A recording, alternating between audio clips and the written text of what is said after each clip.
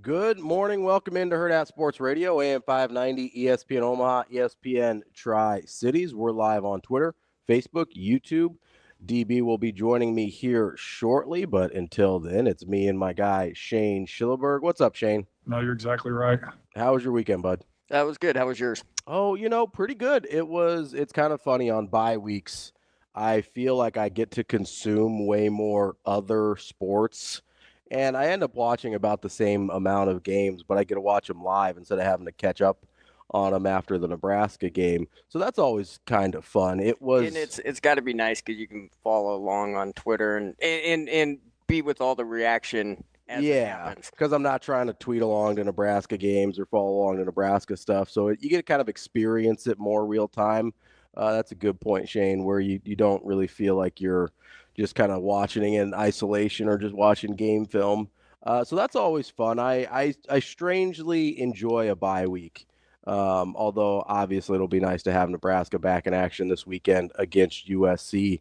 But no, even without Nebraska, it was a pretty interesting weekend, especially in college football. We'll get to all of that coming up. We've got our friend Sam McKewon at 8 o'clock from the Omaha World-Herald, and then we will talk to Bill Bender from the Sporting News. He's a national college football writer. So we'll get to all the implications, but man, it's starting to get pretty messy in some of the scenarios for the college football playoff. Obviously, you've got two top 4 teams losing in over the weekend in Miami and Georgia. And there's a couple places that get pretty messy. The ACC is one of them because you may end up your top 3 teams in SMU, Clemson, and Miami don't play each other the rest of the way out. You've got Louisville kind of hanging around just behind that group as well. But you very well might end up with not the best team from the ACC in the college football playoff, which is not going to be great. But that's for sure. It looks like a one bid league as you come down the stretch here. The Big 12 gets really interesting as well as you've got it would appear you've got BYU and Colorado on a collision course for the Big 12 championship game. And both of those teams control their own destiny. Either team that wins out there is going to be in the college football playoff, which I got to say, I'm pretty conflicted on the Colorado thing because if Nebraska beats a team that's in the college football playoff or beats a team that ends up in the college football playoff, that's obviously a great sign for Nebraska. But I still hate Colorado, and especially this version of Colorado. So, yeah, that's a little tricky for me. Weighing those two options is not great in my mind. We're still trying to battle through that one, but hopefully, my long-loved BYU Cougars can just take care of business there and make that a non-factor. But BYU survives the Holy War, which there was a bunch of games this weekend, NFL included, where I'm just not totally sure how teams won or lost, depending how you look at it, the games. That BYU-Utah game was certainly one of them, but maybe the worst one of the weekend was Oklahoma and Missouri, where you've got 2 scoop and scores in the last 4 minutes of the game. I think I might have the timestamp wrong on that, but Whoa. I don't. It was a completely bonkers finish to that game, and now you're looking at an Oklahoma team that's at 5-5. And you look at Brent Venables, and I just don't know where Oklahoma goes from here. I was having this conversation over the weekend about these coordinators that take these high-profile head coaching jobs, and it's just so hit and miss which guys end up working out because more and more the head coaching job and the coordinator jobs require totally different skill sets. And we see this a lot with guys, kind of these hotshot guys that end up getting elevated or getting hired to new positions and then really struggling. The bigger these power conference jobs get, the less, and Coach Rules talked about this, the less they have to do with actually coaching football. And so you see these guys get elevated. I mean, we saw one here with Scott Frost. Like, as for whatever other faults Scott Frost has or had or whatever, right? Not a bad offensive mind. Good offensive mind. Was successful as an offensive coordinator. Was successful at a smaller program. The skill set to be successful as an offensive coordinator or a defensive coordinator, and the skill set to be successful as a group of 5 or a smaller job coach, and the skill set to be successful as a power conference coach are just getting further and further and further apart. And we're seeing it, I think, with Brent Venables right now at Oklahoma. There's countless examples of this. But I call it the Michael Scott problem, right? Michael Scott, for as bumbling as a regional manager as he was a very good salesman. That's how he got the job. But the skill set between being a super good salesman and being a good manager of salesmen is totally different.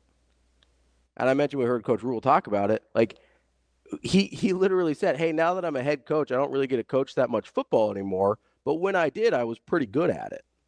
Right? That's a thing that he said over the offseason.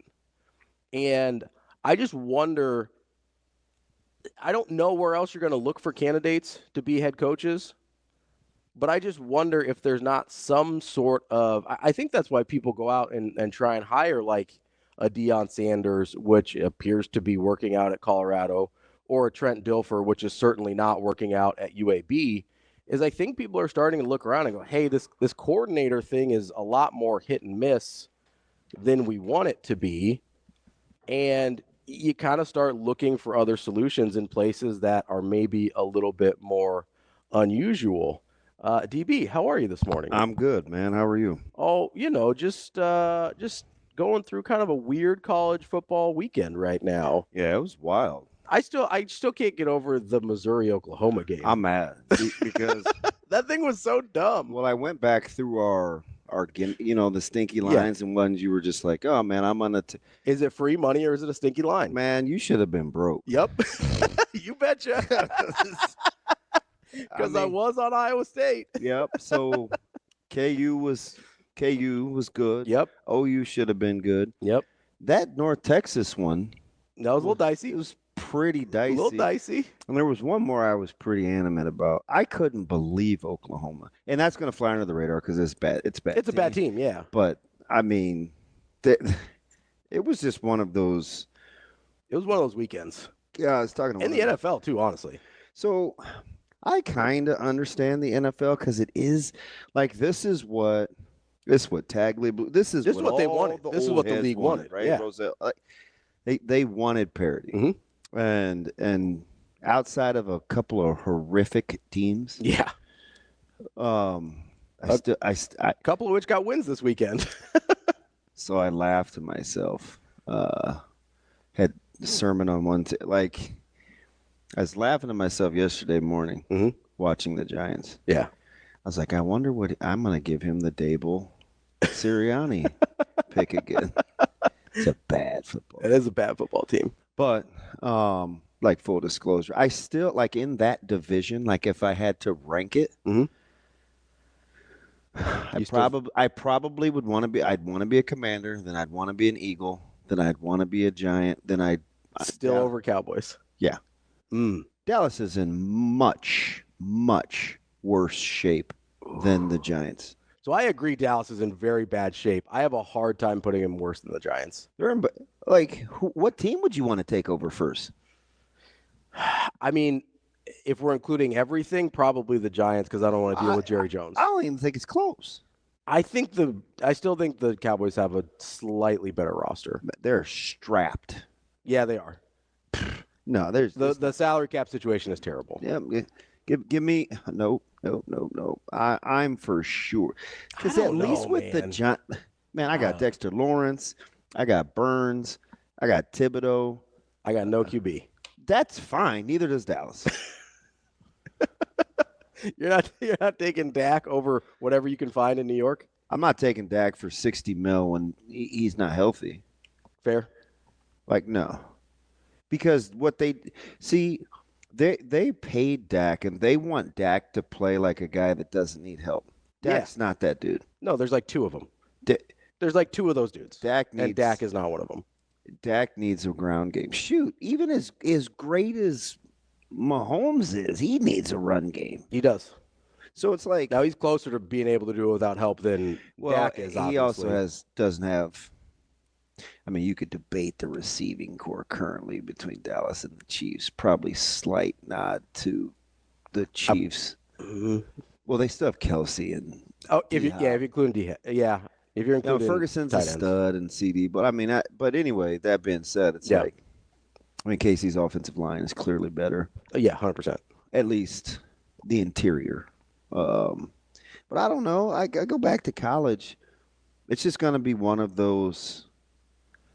I thought, because I'm talking to. Well, that's not matter. Having these conversations with some coaches around the couple about the landscape of college football as the games are going on. And I was convinced almost through the nighttime, and I think I still am, there are a couple of outliers, that the teams that aren't as worried about, the whole pay for play and have still kind of tried to grow a little more. I think culture will win this year over talent. Okay, so give me a couple of the teams that you like their culture over their talent. Well, the easy one, this isn't like rocket science, but because they're bad, but just take a Clemson over an FSU. Well, yeah, 100%. But so I like the way that even though Oregon has some high price NIL guys, I like the way Oregon plays better than I like the way Ohio State plays. Sure. I like the way Indiana plays better than I like the way Indiana plays almost better than I like the way anyone plays. But I'm not sure I don't love their talent. I'll say there's a gap there talent-wise, though. But let's be honest. So if Kirk Rourke was playing pickup or 7-on-7 or some sporting event, you watch his interviews, would you pick Rourke to do anything? No. Me neither. No. Except help me with my homework. And that dude... If I got a chemistry problem, I might. And he's sensational. Yeah, so he's got the weird I'm like, man. I'm very interested to see because there's going to be a certain point, I think. Like, what were the redeeming qualities with watching LSU? They got a lot of good players. They've always had a lot of good players. That's always been the issue with LSU. They're a little decimated defensively, but they look like the doo-doo. They're just all over the place. Yeah. They don't. I mean, I would sit here right now and tell you that FSU has a more talented roster than Indiana. Hey, and I don't think that's a hot take. One other thing before I let my mood get ruined. All you cats that hit, you know who you are. Man, they know who they are. They tried to hit me up. Like I was just defending. What people better understand is I'd rather be right than well liked. So I'm gonna do my best to just be as authentic. To get it right. Yeah. Yeah. I told you UCLA's good. Yeah. I told you watch the last 3 games. Watch Penn State. I told you about what they told me about how they felt about Oregon. I watched that game. Man, that team's pretty good. They're physical. Yeah. And they know what they want to do. Which goes a long way. It's huge. Just that by itself goes a long way. It's a big deal. Like they play man. They play hard. I was like, oh man, UCLA's pretty. And Nebraska got okay. Listen, man. Sometimes like that in games like that where UCLA and I was specific too. UCLA was better in their man concepts and they were winning against man. In some of these route concepts than they had all year. Yeah. Nebraska figured it out in the second half, and they kind of slowed them down again, especially offensively. But it took a little bit, which let me know, like, the first thing I thought of was, oh, man, they got markers and dry erase boards, too. Those guys are getting better, and their guys are starting to make plays. They weren't dropping those contested catches and stuff like that. They're going up making plays. They were winning. It was more than just Sturdivant. Yeah. Right? Yeah. He barely was even a factor against Nebraska. And he was their dude. Yeah. Right? So, like, that team, it's not fun playing them. No. Like their schedule is incredible. Yeah. Well, we talked about this before the game, right? How much better than their record were they? That was the Deshaun Foster isn't going to get any votes for Coach of the Year, but he should. Yeah. I mean, he should. Kurt Cignetti's going to sweep that bad boy. But... Oh, my gosh. Is he something else?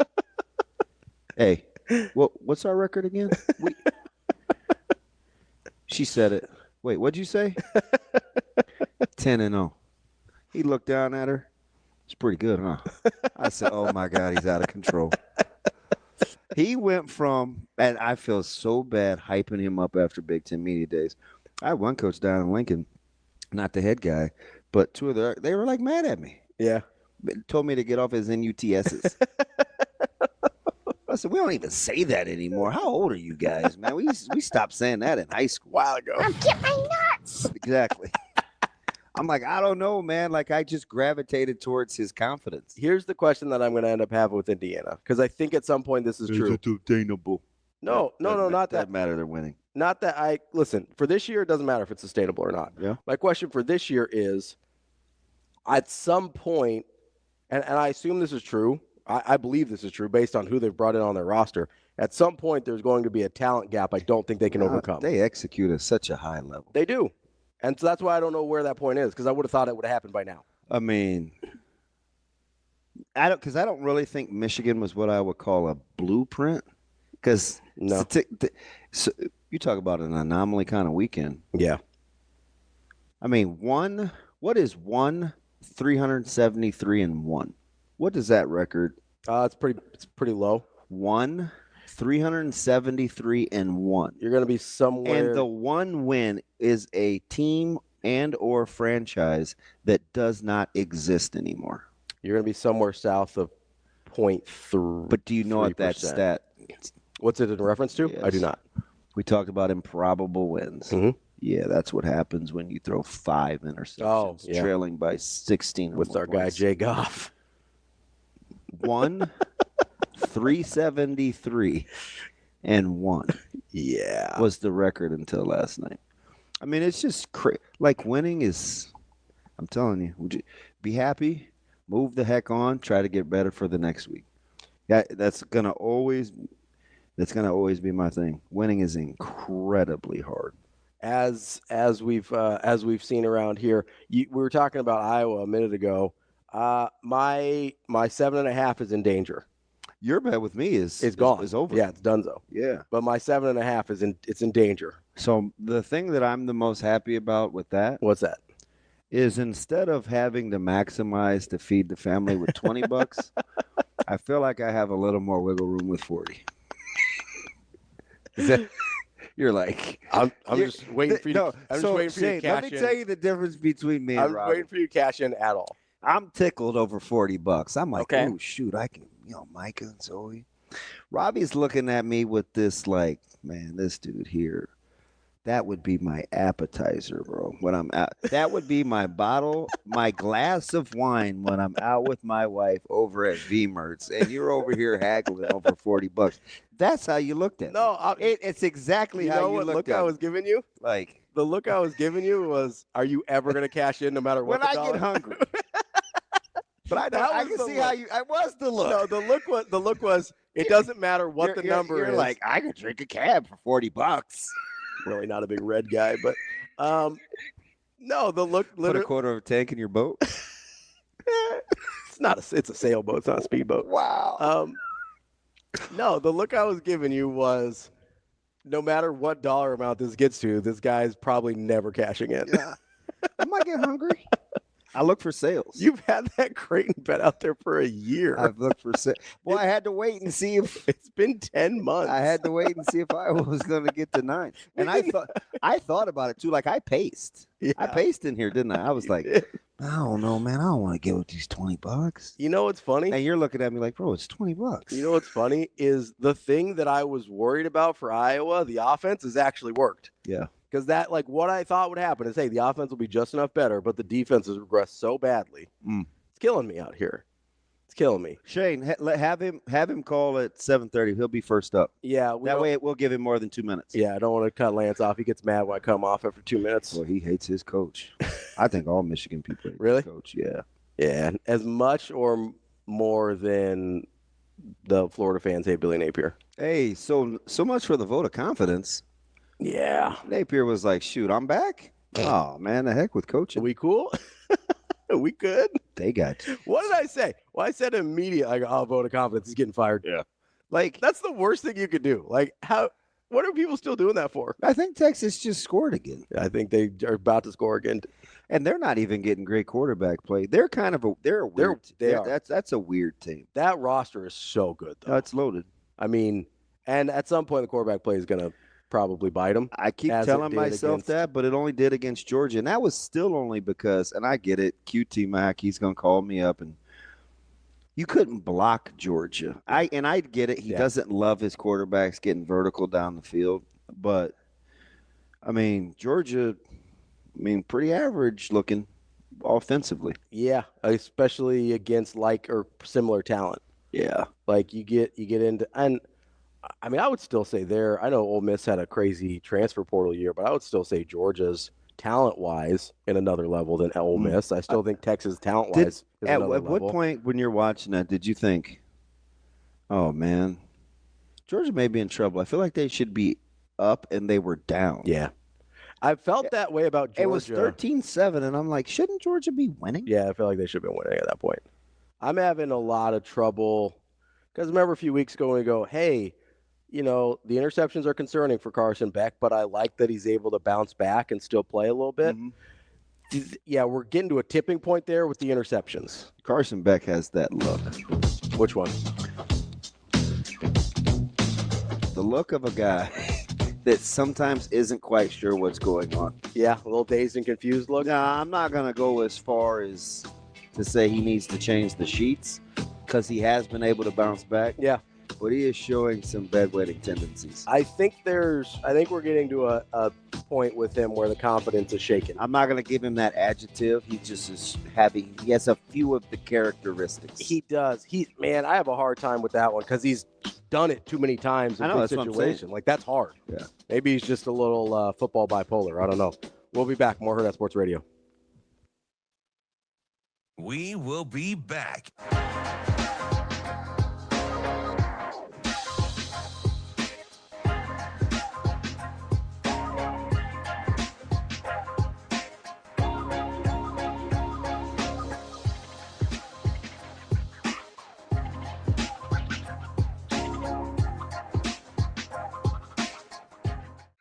Welcome back to Hurrdat Sports Radio, AM 590, ESPN Radio, ESPN Tri-Cities. That's DBM Ravi Lulla here on the Pillar Exterior stage, and Kurt Signetti just asked once again on TV what his record is. Yeah, you have to be careful with that because he's not like a real young guy, so people might think you're starting to lose it a little bit. Oh man.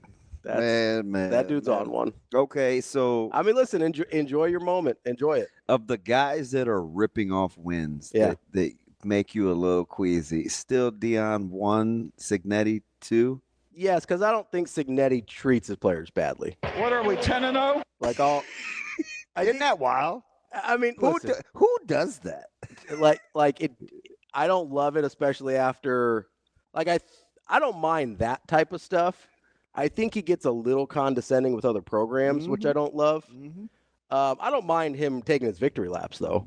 I'm all about victory laps. I'm cool with that. You are 10-0 for the first time in program history. I don't he lent her an ear. Yeah, he was like, excuse me, could you mind?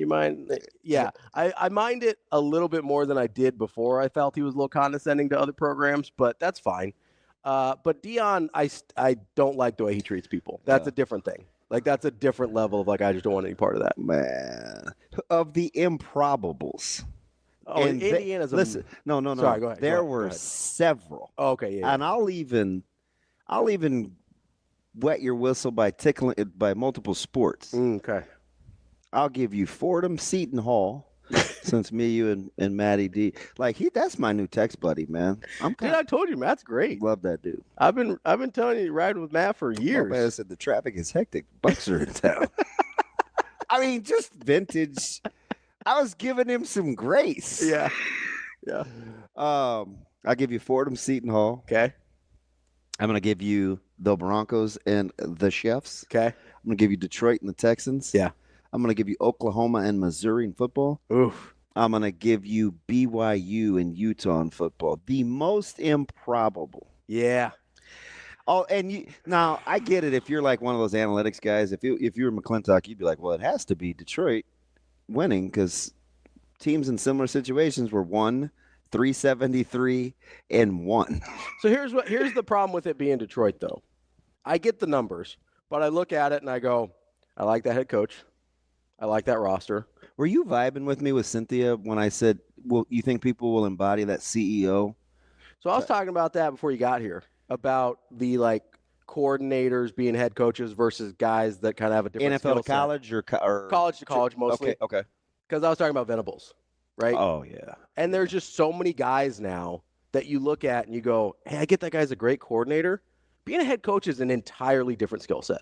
See, I didn't think Ben wanted a head job. Maybe. Cynthia gave me a little pushback on that. She didn't throw me under the bus. She just didn't acknowledge She's it. like, well, I think they're both going to be gone next year with the coordinators. See, the NFL is weird because I actually think in the NFL. I actually think in the NFL, as a head coach, you do get to coach more football than you do as a college head coach. I think it's more about football than being a college head coach is. I think being a college head coach now is truly a CEO role, especially in a power program. Some of the group of 5 schools, you can still coach a decent amount of football. The NFL is more to do with football than colleges as a head coach. Campbell at this seems point, to be an overseer. which is great. I think because they have his temperament. I think that still works, right? I think that still works at the NFL level. But I think you can be more about football in the NFL as a head coach. And if you take that skill set to college, you can really struggle because there's just so many other things you have to do in college, whether it's the recruiting, whether it's the booster. You don't have to go raise money in the NFL, right? You don't have to, it's a whole other thing. You're not really recruiting in the NFL. You got little free agency periods, but your GM's handling most of that for you. Football head coaching jobs are way more about football than college head coaching jobs are. Were you thinking, no way Chiefs blocked that? I mean, not no way, but my guy Sawyer, wrestler, Amber's son. Yeah, my guy was playing football with on the beach. This dude was having a fit, and she's filming him. He's like, knock it off! Right before they kicked the field goal. Then she sent another one after they kicked the field goal. This dude had tears of joy. That's how diehard of a Chiefs fan he is. So to answer your question, though, I think I have to go Oklahoma. That was incredible. I was getting ready to take a victory lap on my deck. Yeah. It's freezing, but I was just enjoying the piece. Because Oklahoma was the fave. Cushion was a little wet, and I didn't give a what. I sat out there and minding my own business. And I'm like, wow, they're really gonna blow this thing. Yeah. Nah, Missouri was like, it's Drinkowitz. Because I've been kind of waiting for them to crumble. Yeah, because you think they're. I've been saying it all year, right? Not as good as. How are they gonna win this game? Yeah. Oh shoot, they're gonna win this game. I don't know if it's just because I'd left Utah for dead.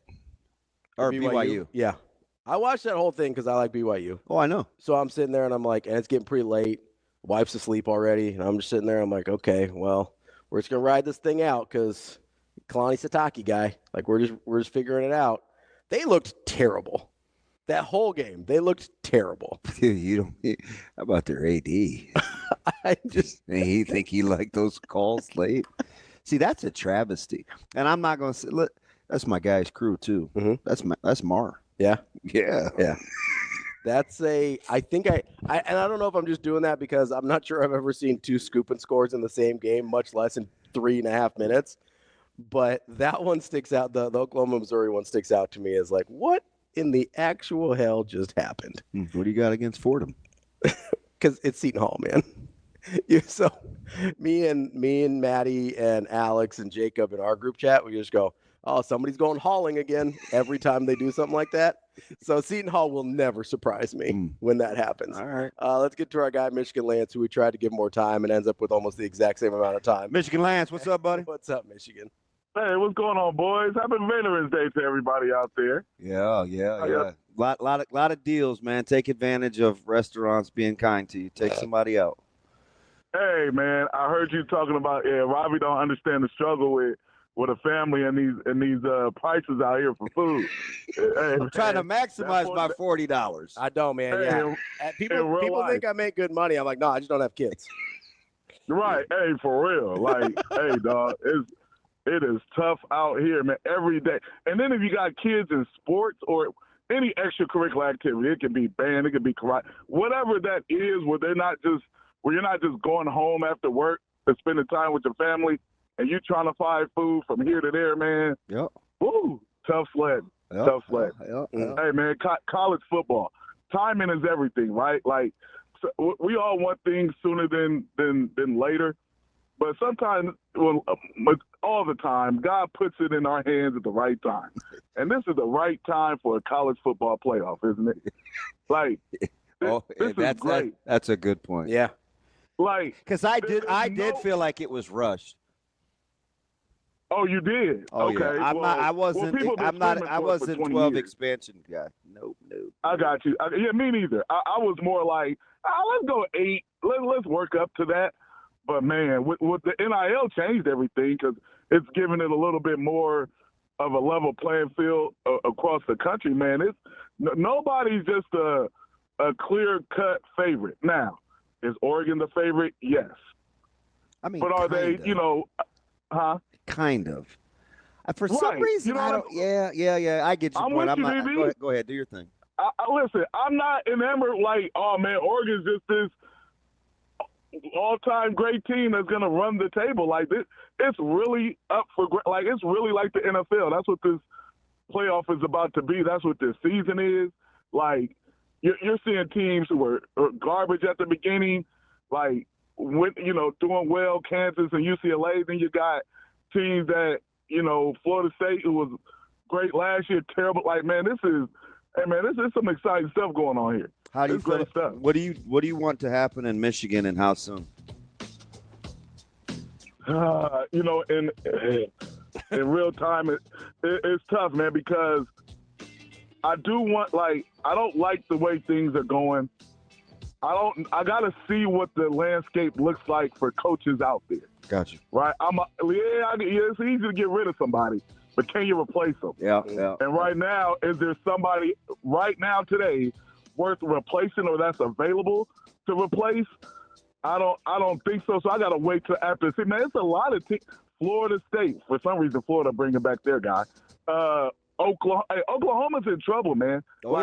Oklahoma can go down a Nebraska road the way Nebraska's been the last 20 some odd years. Like, Oklahoma can go down that road next, man. Yep. Like, they're not a Bama, a Texas, Ohio State. Like, their money and stuff. Like, hey, man, it's not like that. So, gotta be careful down there. Michigan Lance, I think Mike Norvell might be available any minute here. That's DB.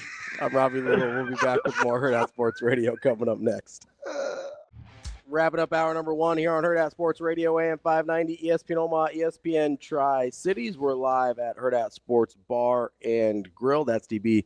I'm Ravi Lulla, and DB asked an interesting question off air here, and so I'm going to bring it on air just in case our intrepid group of listeners has more insight on this than we do. You asked the question, has an interim coach ever been fired the same season he became an interim coach? Yeah. So let's just use Jeff Ulbrich as a random example, not the guy that we're exactly specifically talking about here. Although, who knows, Dennis Allen, the Saints might have something to say about it too. Wow. But you've got Jeff Ulbrich up in New York. Hey, if you're Atlanta, how did you lose to them? How does anybody lose to them? Yeah, I'm going to go back to the trip. Yeah, great question. That we were in, that's Coach Manning. By the way, people loved his interview. He was great. He's fantastic. Yeah, he was good to talk to. going back to that tree of trust with Cynthia when we went rapid fire. Woo! You trust the Jet? No. Yeah, you barely got the question out. Hey, do you want to think? No. Don't trust the Jets. How about when I asked her who the best team in the Falcons? NFC. Does she trust the Falcons? Well, I mean, sure, it's bad division. They're just not as bad as everybody else, but they'll probably get beat by. Yeah. I'm like, wow. Yeah. Ominous. I almost used an analogy there that I probably shouldn't. Yeah, but there's not a lot of value of being the tallest person in a room full of short guys. You know what I mean? Yeah. Like being the smartest dumb guy. Yeah. I was gonna It's say okay. I was gonna say the skinniest kid at fat camp. Like there's not a ton of value there, right? I heard that with the tall thing because I totally agree. And I didn't mean to ask you the question, Shane, but you have had a lot of head you have the most experience with fired in season. Yeah. If any team would have done it, it would be that team. It feels like it, right? Like it feels like it would have been the Raiders if anybody would have fired it. I'm sure it's happened at some point. You see his pelvic? He's got the fracture. I did. Did you see what he tweeted? What did he tweet? He goes, "I can't believe that MF still made the layup." So what's the prognosis on Chet? About 2 months. Fractured pelvis. Yeah, that changed their trajectory quite a bit. It certainly does. I think they'll be okay. They may not end up being the 1 seed, but they'll be okay in terms of by the time playoffs roll around. But yeah, that's a good basketball team. They'll be all right. They're not going to be what they were, or what they are with him. But if another adult called you childish, depends on what I did. Sometimes I can act kind of childish. I got a little self-awareness. I like Jaylen Brown because he's selfish. He's an intellectual trash talker. Yeah. And when he was talking to you, ask me the same question, Eric. No. I kind of like Giannis, but I don't kind of like Giannis. You don't really like. Is he? You asked me the same question last year. So here's the thing. He hasn't done anything to me. You know what I mean? Yeah. Like it's not like you got no reason. I got no reason, but it's just like You just don't love him. So this is what are we 10-0? That's gonna be your thing now, Shane. It's one of those things where I used to question, and far be it from me, I get it, how hard he played sometimes. Like, was he interested in winning? I mean, he has won. Yeah. So it's like, But I could kind of see that because there's one of the things that I like about him could also be used against him. Mm-hmm. And one of the things I like about him is he seems to have like a perspective on the whole sports thing. Yeah, where he minimizes like the importance of it sometimes, Yeah. right? And you could convince me that means he doesn't care as much as some guys that, winning and losing is life and death for them. I think he's probably in a much healthier place mentally and emotionally. Yeah, ask me the same question, Eric. But I also think that you could make a point. Honestly, you could make the same point for Jokic. Jokic doesn't seem to care all that much. God, you watched that last night? That was sensational. Like, it's a wrong question. You know what I mean, though? Like, Kyrie was in his bag. Yeah, that's a dude that I don't like. Yeah. You've never. I know. I'm not a. You know what it is? It's not even the fact that it's not even all the nonsense. Okay. You know what it is? No. It's the shot he hit against the Warriors. Hated him ever since. He game 7'd me, and I'm like, nope. I think I actually have some audio from that. Nope. I will cut you, Shane. What do you got? What are we 10-0? That's fine. You can keep playing. I had to get over. There's a little Freddie Freeman to that. Yeah, sure. There's a little Freddie Freeman. Freddie Freeman appears to be a much better ambassador. I'm not going to say person because I don't know either one. No, I thought you were going to say player, and I was like, oh, Kyrie's pretty good. A much better ambassador for their sport. Yeah. Like, seems to have a lot more likable traits, but.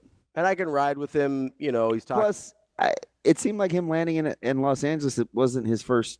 I think he wanted to be a Brave. I think so too. At some point the money talks. So then I was like, fine, stay there then. Don't come over. I guess we'll just take this MVP. I guess. No, I didn't say that. How many MVPs are you gonna collect and be mad about it? Whatever. You got Shohei over there. You're like, man, he's fine. Hey, you got Mookie over there. Is LeBron still on the ground from not being hit last night? I'm curious. Lucky for you guys, today is not today. AD still is. Got hit in the eyeball. This dude laid down. He's probably so sad that he doesn't get to hang out with his kid anymore. Relax. He's like, Hey, oh, Bronny. by the way, I'm going to leave you plenty of runway to be like, man, DB, great call on. I mean, you're going to have to give me more than that. How about Kyler Murray? Can we talk about my... I never disagreed with you on Kyler Murray. Well, I want to be affirmed.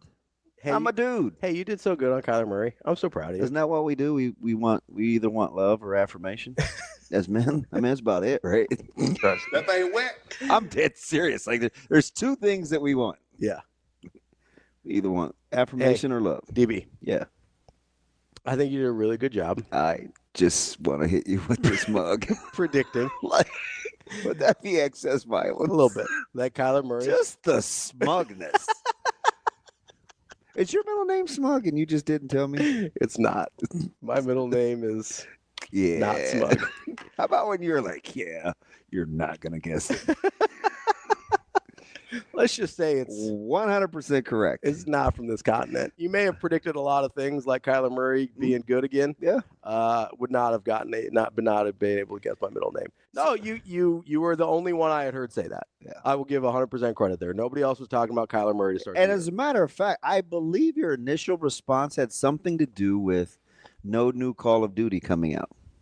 Mine No, didn't. no. Something like, yes. I think somebody else made a snarky comment about Call of Duty. Is that what it was? I think so. I don't remember. Listen, I made fun when the initial thing came out with the contract and the video games. I gave a little bit of a hard time. I haven't been on the Call of Duty thing the way some people have. Like, I don't care that much.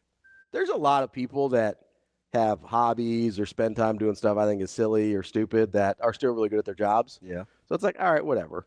I mean, I got more of a problem. You ever seen like DK Metcalf talk about what he eats? Oh, yeah. Like, I got somehow that made my algorithm. I'm like, this dude is throwing. But the one thing I did like about DK. What's that? Do you know what his favorite kind of candy is? Gummies. Yes. Yeah. Yes, he's a gummies guy. And those those Skittle gummies are fire, by the way. The dude doesn't eat until after 8. Yeah, like 8 He p.m. said that's his real meal. And he's worked out twice by that point. Yeah. And then he's had like 3 or 4 bags of candy. Mm-hmm. So here's what I'm trying to figure out. I'm trying to think out if he means bags or if he means like bags. Yeah. You know what I mean? Like there's a lot of ambiguity there. Mm-hmm. It's a little horrifying either way. Yeah, good genetics. Yeah, 100%. How did you see that? I've seen that clip like 3 times. Like it just pops up in my socials every once in a while. Because I don't think it's new.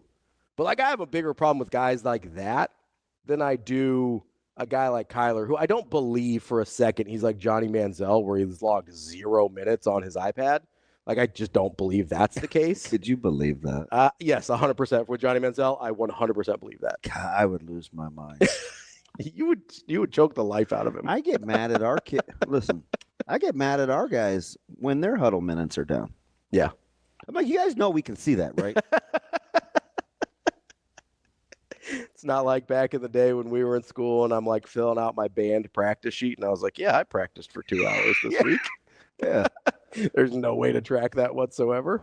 Yeah, it's like, it's no coincidence. You think such and such and such and such is a good player? Look how much time he spends on huddle. Makes a little bit of a difference. It does. Makes a lot of bit of a difference. Shout out Reed McIntyre. You guys have a lot of minutes on huddle this week with that getting that shutout? Yeah.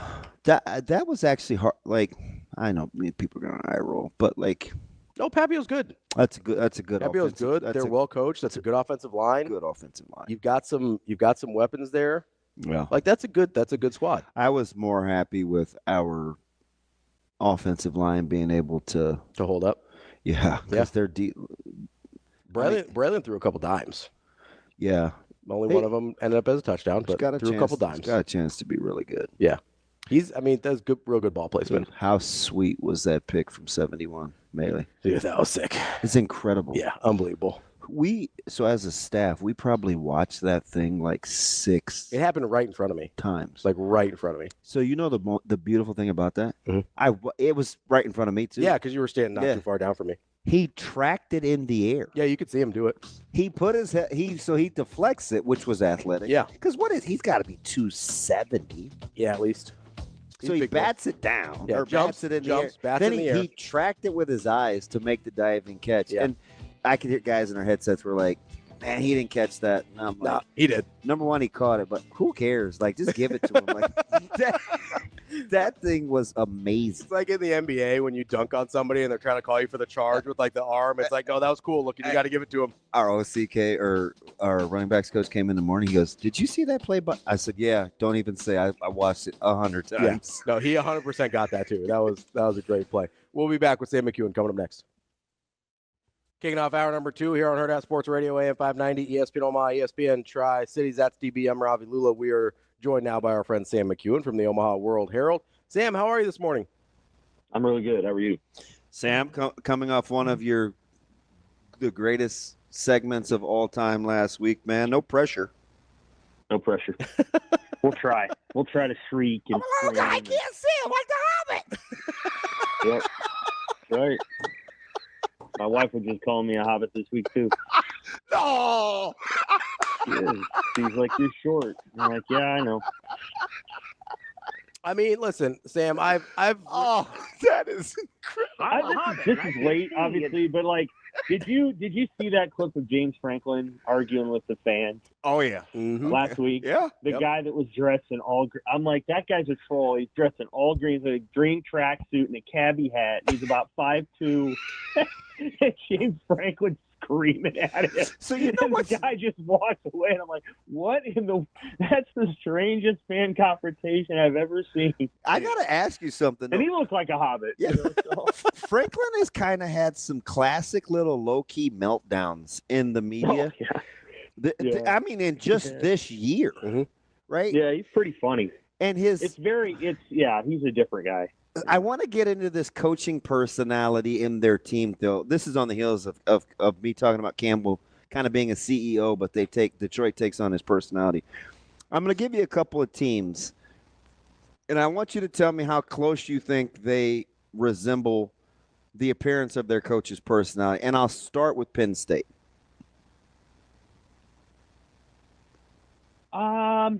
That's interesting. Yeah, I think they kind of match their coach's personality. They have a little bit of a chip on their shoulder, and they seem to, I think Franklin's organized, and I think he's intense, and they win all the games they're supposed to win.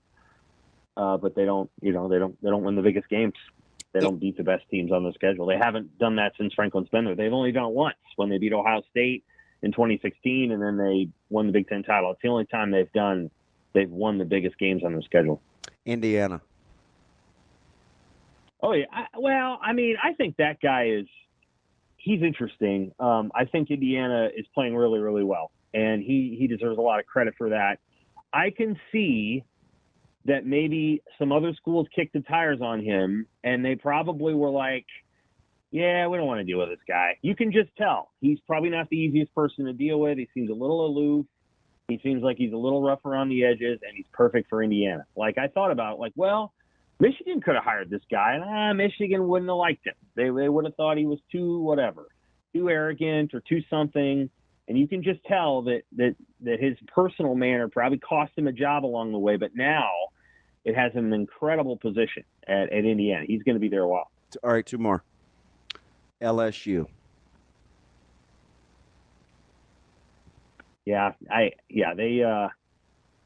So I listen to Brian Kelly's press conference. I do this a lot. I listen to the me press conference. too. Yeah. And he's just, I don't know. They play like he talks. Fraudsters. Yeah. It's weird. Yep. Like they I'll let you expound, Sam, but I think you may know where I'm going with this. Yeah.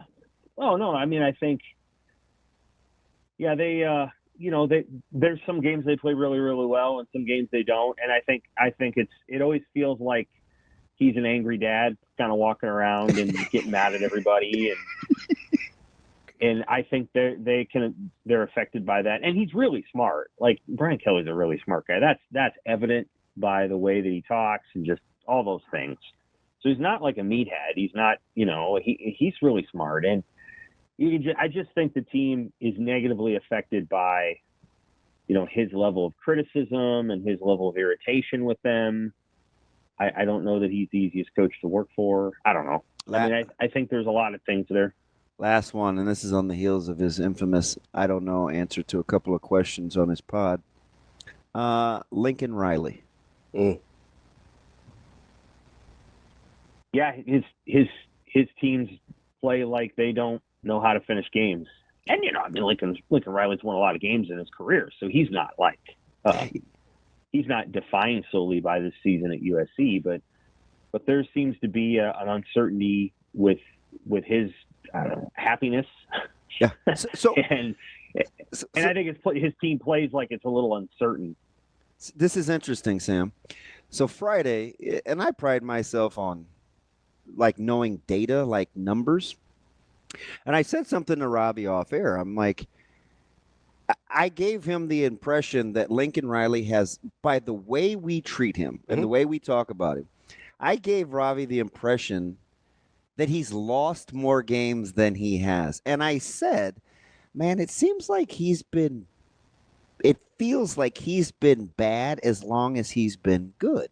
This is off air, and Ravi he goes, no, I don't know about that. So he goes to Google. He's won a ton. Like, yeah. It's like 92 and 28 or something. It's incredible. Yeah. And we talk about Lincoln, like, so I'm like, God, I was dead wrong. But it seems, but he's treated like he's much worse of a coach than the data would lead us to believe. Well, he's playing in the Big 12 too. We got to be honest about that league, and I'm sure there's some part of Nebraska that laments having left it. Nobody's going to say that out loud because, of course, the Big 10 is a better fit financially and stability-wise. But Nebraska would have won a lot more games in the Big 12 over the last 8 years. They would have. I mean, Colorado was in the Pac-12 last year, and everybody told everybody how good the Pac-12 was, and it was. It was really good. And I think they went 4-8, and they leave that league and they go to the Big 12, and they lost by 3 to Kansas State, but they've run through everybody else. And they're probably going to finish 10-2. And I think Colorado's a better team than last year because their defense is better. But that tells you everything you need to know about the Big 12. Like Oklahoma went from the Big 12 to the SEC, and they can't move the football. They can't move the ball. And Texas has been fine, I guess. I mean, they've got a $30 million roster. They ought to be fine, but we don't know how Texas is going to end the season. They're going to go play Texas A&M. We'll see how that goes. I don't know. So I think some of what Lincoln Riley did was in the Big 12. And then he goes to the Pac-12, and it was really good last year, and they weren't very good. And the Big 10 is brutal. USC has had the hardest schedule, perhaps in the nation, and it's really hard. It's hard to go win at Michigan and Minnesota. It's hard to beat Penn State on your home field when Penn State's really good. They should have beat Maryland, and I think that's the one game where you're like, that's the game that's an indictment. But it's really hard to do this stuff in an 18-team league where everybody has money.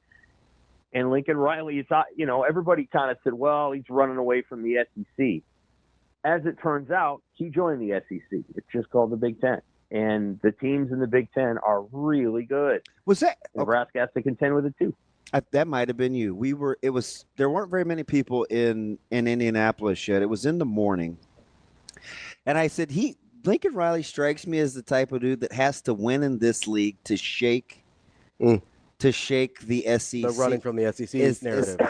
Remember that? Yeah. And I'm like, so I don't know if he can win enough for that, Sam. If we believe what we believed then, which was, I think we both felt like, well, yeah, kinda, because he was super chippy at the podium before he even took the podium, and this was after I had asked you the question with just the two of us standing over there.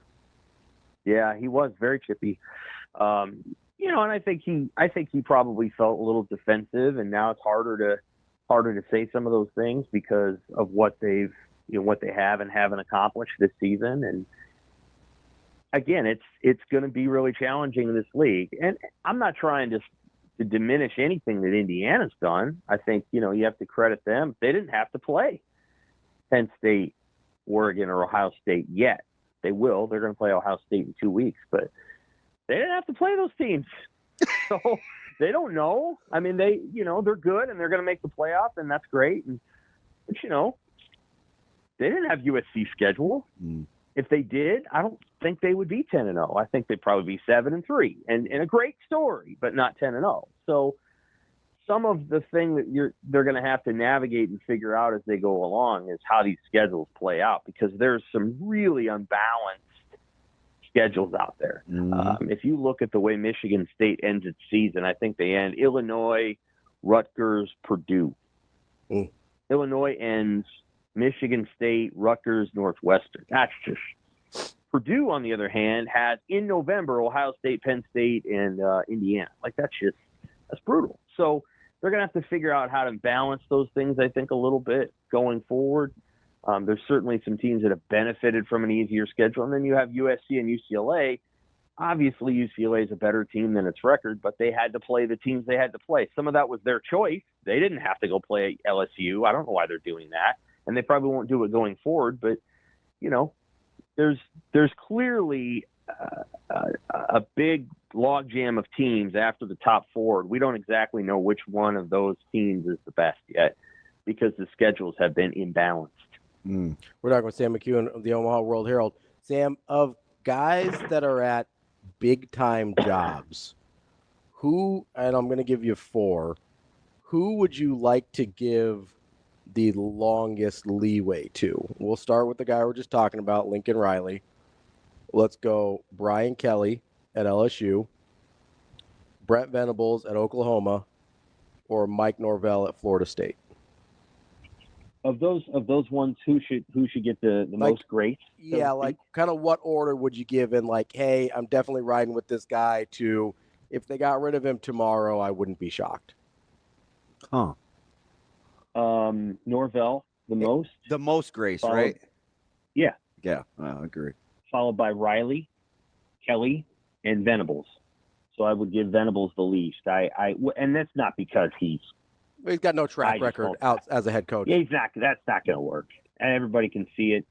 Defensive coordinators, they struggle to find quarterbacks. They played 94 quarterbacks this year. This happens all the time with defensive coaches. And you can go back and look at it. It happens all the time. They struggle to handle the offensive stuff. They go back and forth the quarterbacks. Almost all defensive coordinators, sooner or later, they're like, well, we got to go with the mobile quarterback because I don't like defending the run, so I got to go to a guy that can run. And then they put the guy in the run, and he can't throw. And this is exactly what happened at Oklahoma. Then that guy's not any good, and they got to put the other guy back in. So that happens all the time.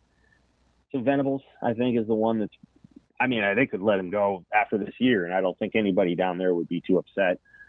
I mean, Brian Kelly, this is his last go-around as a head coach, and you just have to decide how long you want to see it. Now, he's a good recruiter, so they've got some good players coming in, and they're young. So maybe you give him another year. And then Riley, I don't know. Who else is USC going to go get? Who wants to live out there? Who wants to do the travel schedule that USC has? Wait. You don't mean that, do you? Who else could they go get? Or who else wants to live in L.A.? Because I think a lot of people. James Franklin might go. I don't know. You'd have to pay him a lot of money. I don't know, man. Who really wants to travel out there? Who really wants to live out there? Who really wants to travel, over across 4 time zones to play a football game? Who really wants to coach in a stadium that's going to be half full unless you're winning all the time?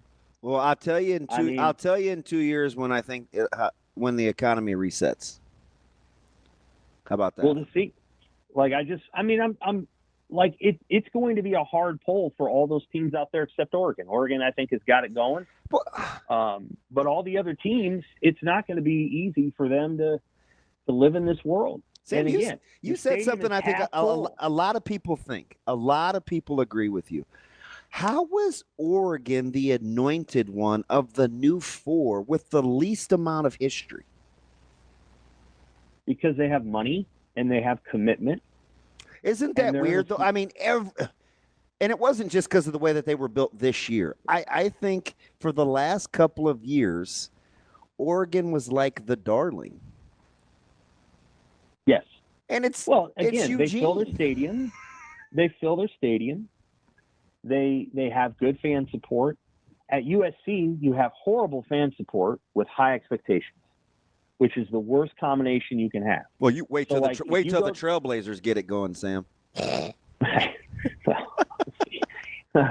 like if you have a situation at USC where you have a team that's expected to win 10 or 11 games and then they don't, and then, the fans don't show up, I just think it's a hard job. Maybe James Franklin will be ready to go there. I don't know why he would, other than he wants to go live in Los Angeles. I'm not trying to knock Los Angeles. I think it's one of the great cities in the world, especially Hollywood, all that stuff. I'll enjoy going out there. I don't know that I would want to live there. It's a giant city. You're probably commuting to work 30 minutes every day. Your stadium's half full. Who wants to play in front of a half full stadium? And that's what you're doing there, because, when they play NFL games at SoFi, whether it's the Chargers or the Rams, the other fan base has more fans there. It's just the city doesn't care about sports, except for the Lakers, maybe the Clippers, and the Dodgers. They don't really care about football in California anymore. So why coach there? Yeah. I'm listening. I'm okay. I sat up in the front of my seat for that part. Okay, I still think more people will live in Los Angeles than Eugene. I want to get back to coaching personality traits and what teams need from their head coach. If Nebraska is going to take a couple of character traits from Coach Rule this weekend, what will those be to give them the best chance of success? I think just a play in and play out intensity and intensity. And so his intensity, it's consistency and intensity. Because he's definitely that. So, and I don't mean that, I don't think he flies off the handle the way Bo used to. Bo was intense, but it was supernova intense, and then he would sort of blow it out, and then he would be morose Bo. So it would come out and be rah, and then it would be, it would be this other thing. I've said this. I don't think rules like that. I've said this before because they do have some similarities, but I mean this because knowing both guys pretty well, Coach Rule better than Bo, but it's close. Bo was hypersensitive and hyper paranoid. Coach Rule may be paranoid with some things to some degree, but he's not very sensitive, right? It doesn't manifest itself the same way. It's hard to be both and survive. It's almost impossible because you'll become victim to your environment. Coach Rule is a little bit better at not being as reactionary from a sensitivity standpoint. I think that's the fundamental difference in their levels of competitiveness, because they both. I think that's fair. They both were uber competitive. Coach Rule even texts with intensity. It's relax. I mean? They need his consistency of intensity. Yeah. I think, he doesn't. I like that. He doesn't go overboard, I think, often, but he's also never, blasé. I think he's got a lot of intentionality to what he does. And then, the larger question of how things go going forward, I do think that the way that they want to play offense as of last, 2 weeks ago, in order to play that way, you really, really need to have a full intentionality on every play, and there has to be a great execution, and you also have to have the players for it. You have to. Yeah, he said it would take extreme focus. Yeah, I think the offense is wonderful when it has all the pieces. I really, and this is something I would be curious to pick your brain on. The way that some of the running plays hit, whether it's the backs and whether they're doing the right thing, or where the plays hit, or is there a crease? Are they hitting the crease? What exactly is going on sometimes? I think that's a confusing portion for me. I think there's just times when I watch them and I think, the run game just seems a little harder than it should. There just doesn't ever seem to be a big hole. And I'm not saying that there usually is, but every so often there should be a giant hole that just is wow, look at that. They hit it right. The team blitzed into the wrong spot, and there it is. There's a 5-yard hole. And that happened all the time during the Mike Riley era, all the time. And it just doesn't feel like it happens with these guys. They don't run into a play. They don't run into a 50-yard run because somebody misfit. It always feels like everything is 7 or 4 or 3. Mm-hmm. You know, they hit a big run against Purdue with Ja'Cory Barney, but it took a lot of action and reverse stuff. Just doesn't feel like the run game hits the way that it should. I don't know why, but it just doesn't. Sam, as we go into the first week, and I forgot that we hadn't actually talked to you since the Dana Holgorsen news came down, because it happened right after we had you last Monday. What tangible things do you expect to see, whether it's this week or just throughout the rest of the season, since the Dana Holgorsen hiring? I think you can play with better attention to detail.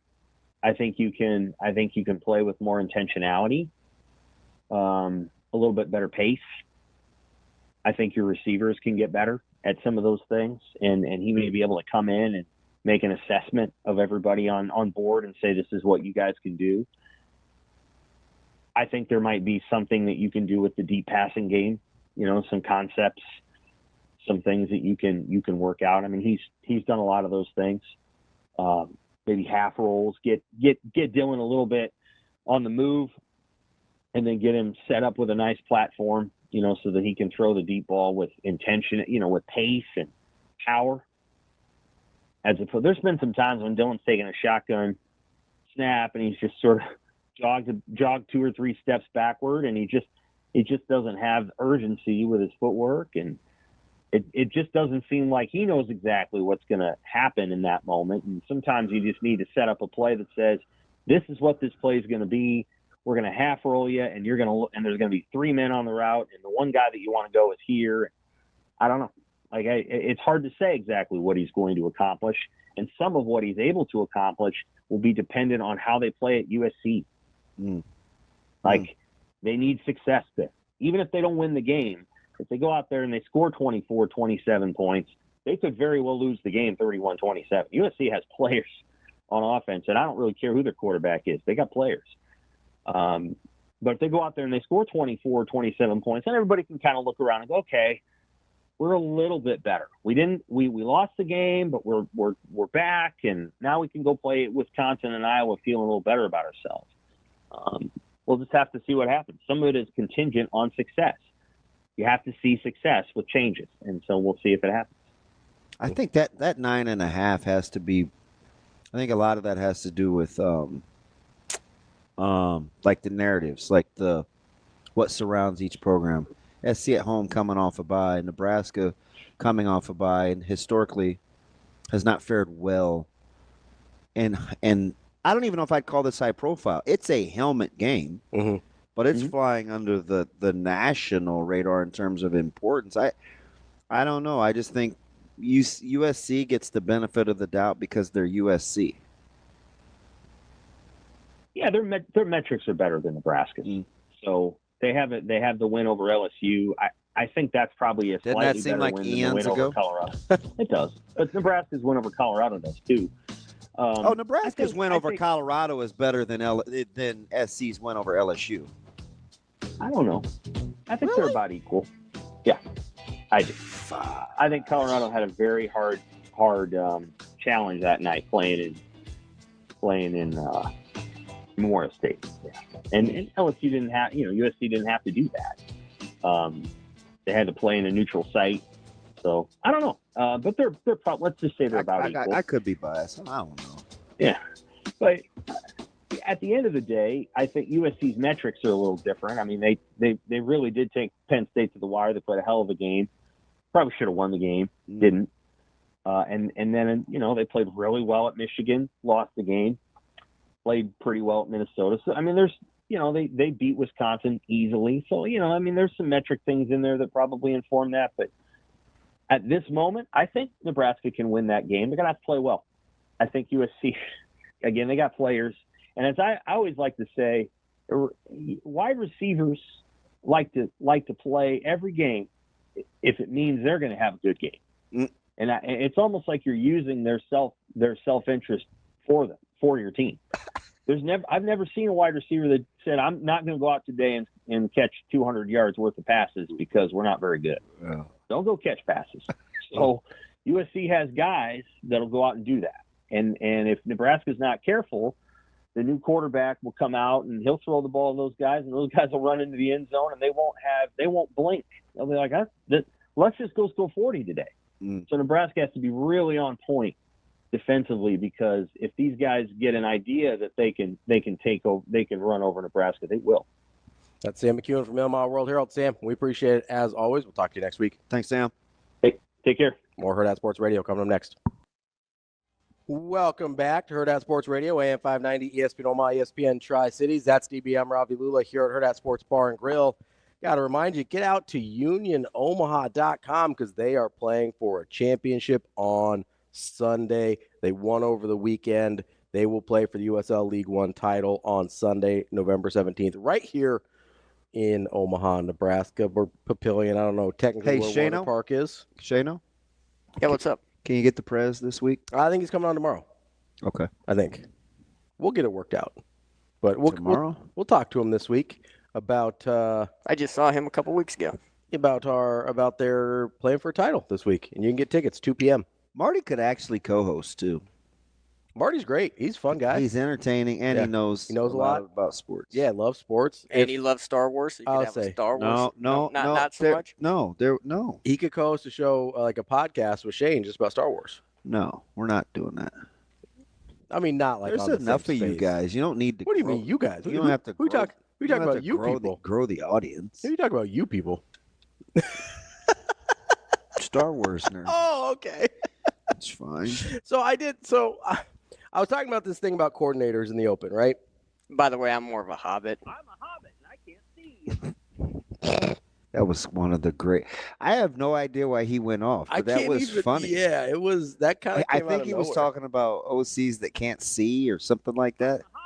Oh, it was Mario Verduzco. Well, go ahead, Shane. Let that rip. Whatever, but it reminded me of 3 years ago when they had Frost, and then they had Lubick, and then they had Verduzco, and then they got tired of Verduzco being in the box. So they put him on the field, and he's short, and he couldn't see. I'm a hobbit, and I can't see. It feels like there's a lot of chefs in the kitchen, and Dylan seems like he's one of the chefs. So I don't know. It's a tough situation. Yeah, that Mario Verduzco, great guy. I'm a hobbit, and I can't see. Apparently, so Nate and Ryan are going all in on. Did Sam seem a little doomy gloomy? I thought so. Well, Nate's inferring the participation ribbon. We're not doing that. No, I thought while he was talking about USC until the very end where he goes, well, I mean, Nebraska could win that game. It felt like a foregone conclusion to him that Nebraska was losing to USC. And I don't think that's true at all. I mean, neither. I've said all year, back when we thought Nebraska was better, back when we thought USC was better, and every time in between, I've said that Nebraska is winning this game at USC. This is the one that I picked that nobody else looked at on the schedule to start the season, because we don't know how anybody's going to be, which is why you love schedule talk, that USC was a game Nebraska was going to win, and I still believe that. So, okay. I feel like we probably ought to talk about this. What are we going to talk about? Even though I'm not a huge transitive property guy, but I keep hearing, and it pissed me off when it was going on real time, when Nebraska was 5-1, and well, you could clearly see that it was going to be this and going to be that and all that negative BS that people which is not true, spoke into existence that ended up being true. So they feel validated, like the ends justified the means. Hang on just real quick for a second. But, Ravi, I got to tell you something. So the top 4 teams that Sam talked about, right, was Oregon, Ohio State, Penn State, and Indiana, right? And Nebraska has to be better than we think for how they fared if they were able to bounce back from Indiana than Ohio State. Yes. Is that a stretch? No, I think that's fair. So I think that's fair. Then they, for as piss poor as they played at times against UCLA, including only having the ball 3 out of the first 24 plays. Correct. You somehow got that back to a 1 score. And this is in the midst of what's obviously on the heels of a philosophical change internally, right? Yep. And we watch what UCLA did to Iowa. We're terrified of Iowa. Mm-hmm. We were. Man, that changed it. So with Sullivan at quarterback, well, I think they got it right. Oh. I think they got it right. Which, like, Sullivan is throwing the ball like 7 times a game, but whatever.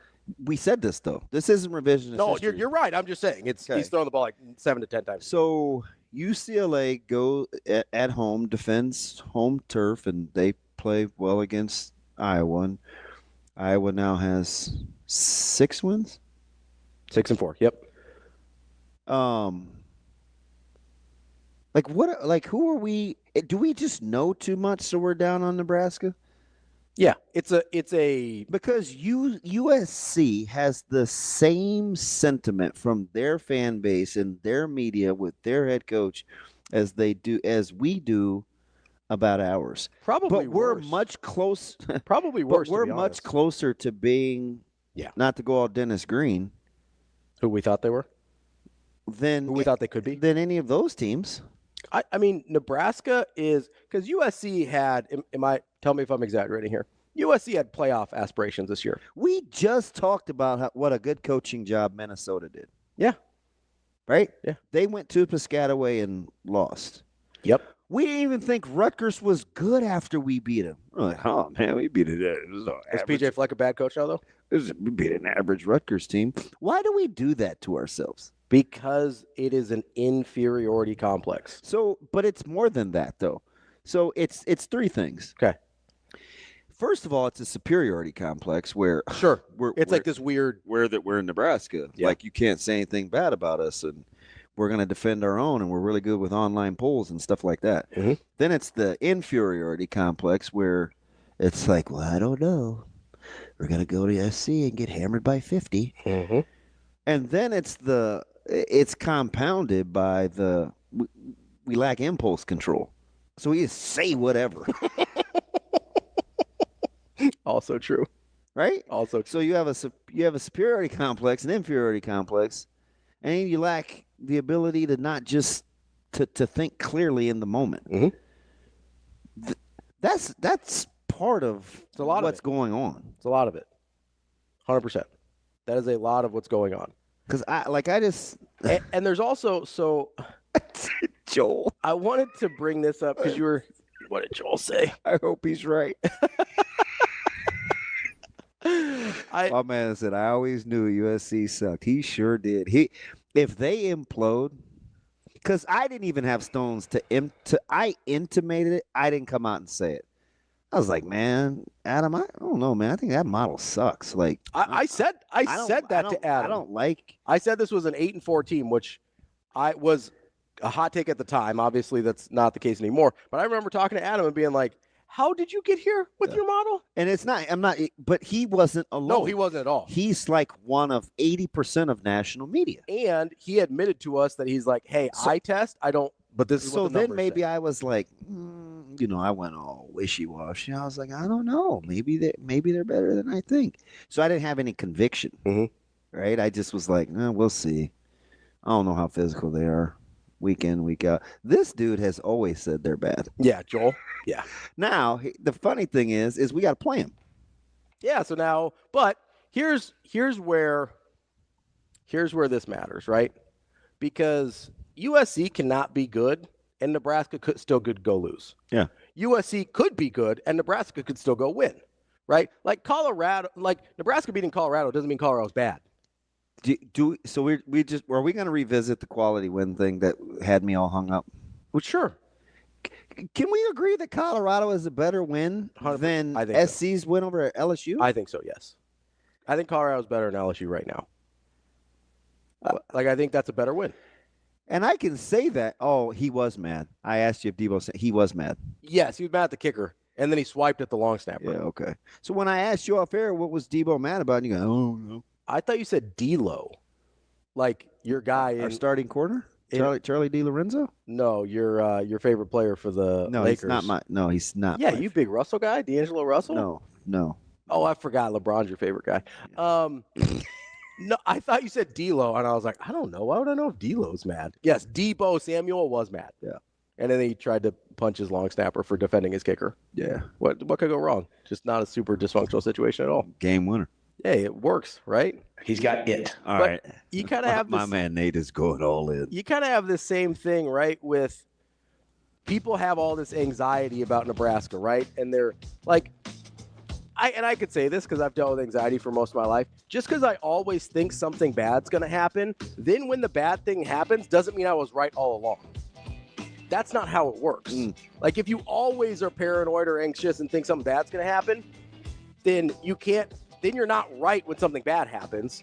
You're just anxious, right? That's what Nebraska fans do. They're like, oh, look at the offense. Look at this. We're barely beating these other teams, whatever.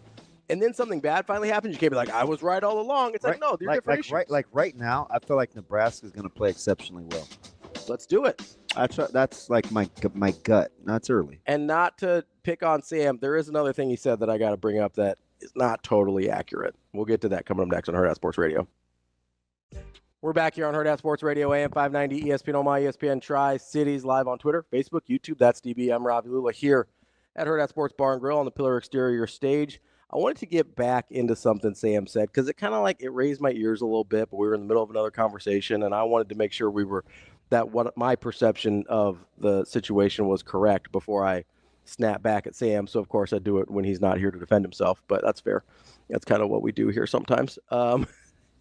Is he mentioned when I was talking about Venables, or when he was talking about Venables, I asked him about him. What? Oh, your God. Twitter mentions getting out of hand again? Yes.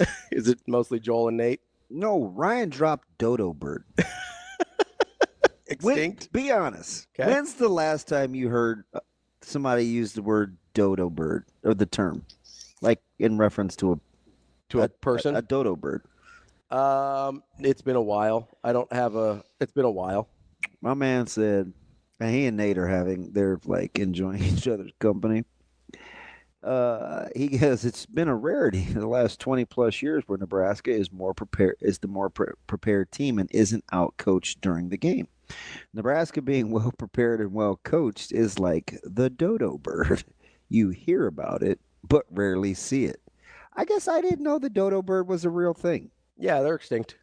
It was a real bird, but they're gone. Yeah, it's probably the more I know. It's been gone for like 100 years. Man. Yeah, they're no longer with us. Pour one out for the dodo bird. I had no idea. Yeah, it learned something. See, that's why I read social media. You learned something today. I did.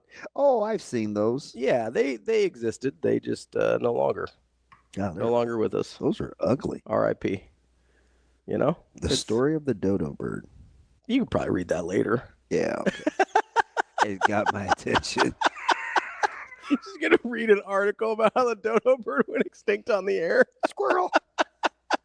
You'd like to read it aloud for our listeners so they know too? Like, I was today years old when I learned that the dodo bird was a real thing. That's incredible. It's all right, It's all right. It happens to the best of us. It's fine. It's fine. Gets away from us sometimes. Now I'm a little distracted. I'm just going to bring it back to defensive coordinators, okay?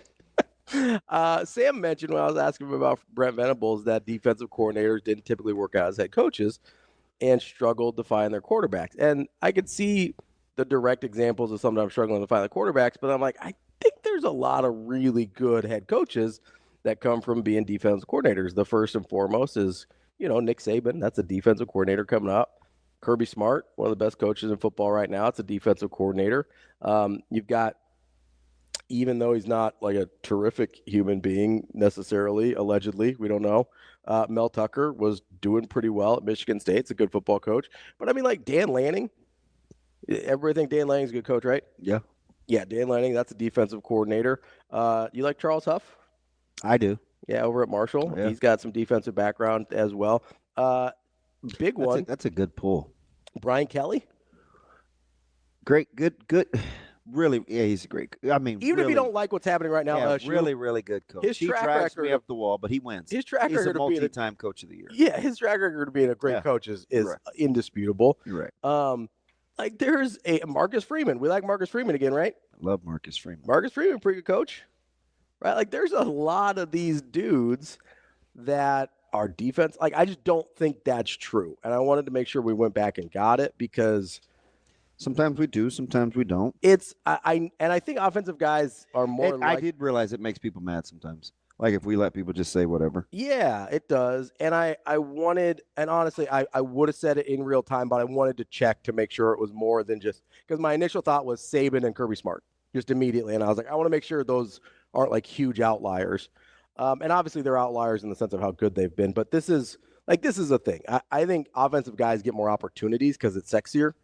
Offensive coordinators are a sexier hire than defensive coordinators, like in general, right?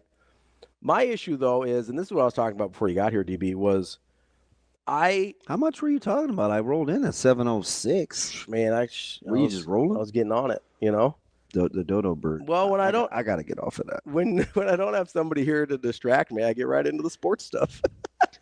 Conversely, if I was just here talking to myself, I'd still be reading about the Dodo bird. Be like, so they went extinct in 1908. I thought it was a myth. but just like the dinosaurs. Wow. Okay. You know that unicorns are not real. What are these scissors? But narwhals are real. Yeah. Can you, I was having this conversation the other day. If you had told me, between the two of them, whether a unicorn or a narwhal was real, I would bet heavily on the unicorn being the real one out of those two. Yeah. Narwhals look ridiculous. Oh, so why didn't he use, a unicorn? For what? Something that you don't see. You can't see a dodo bird anymore. No, that's what, yeah. I think it was, kind of a little bit of a misspeak there.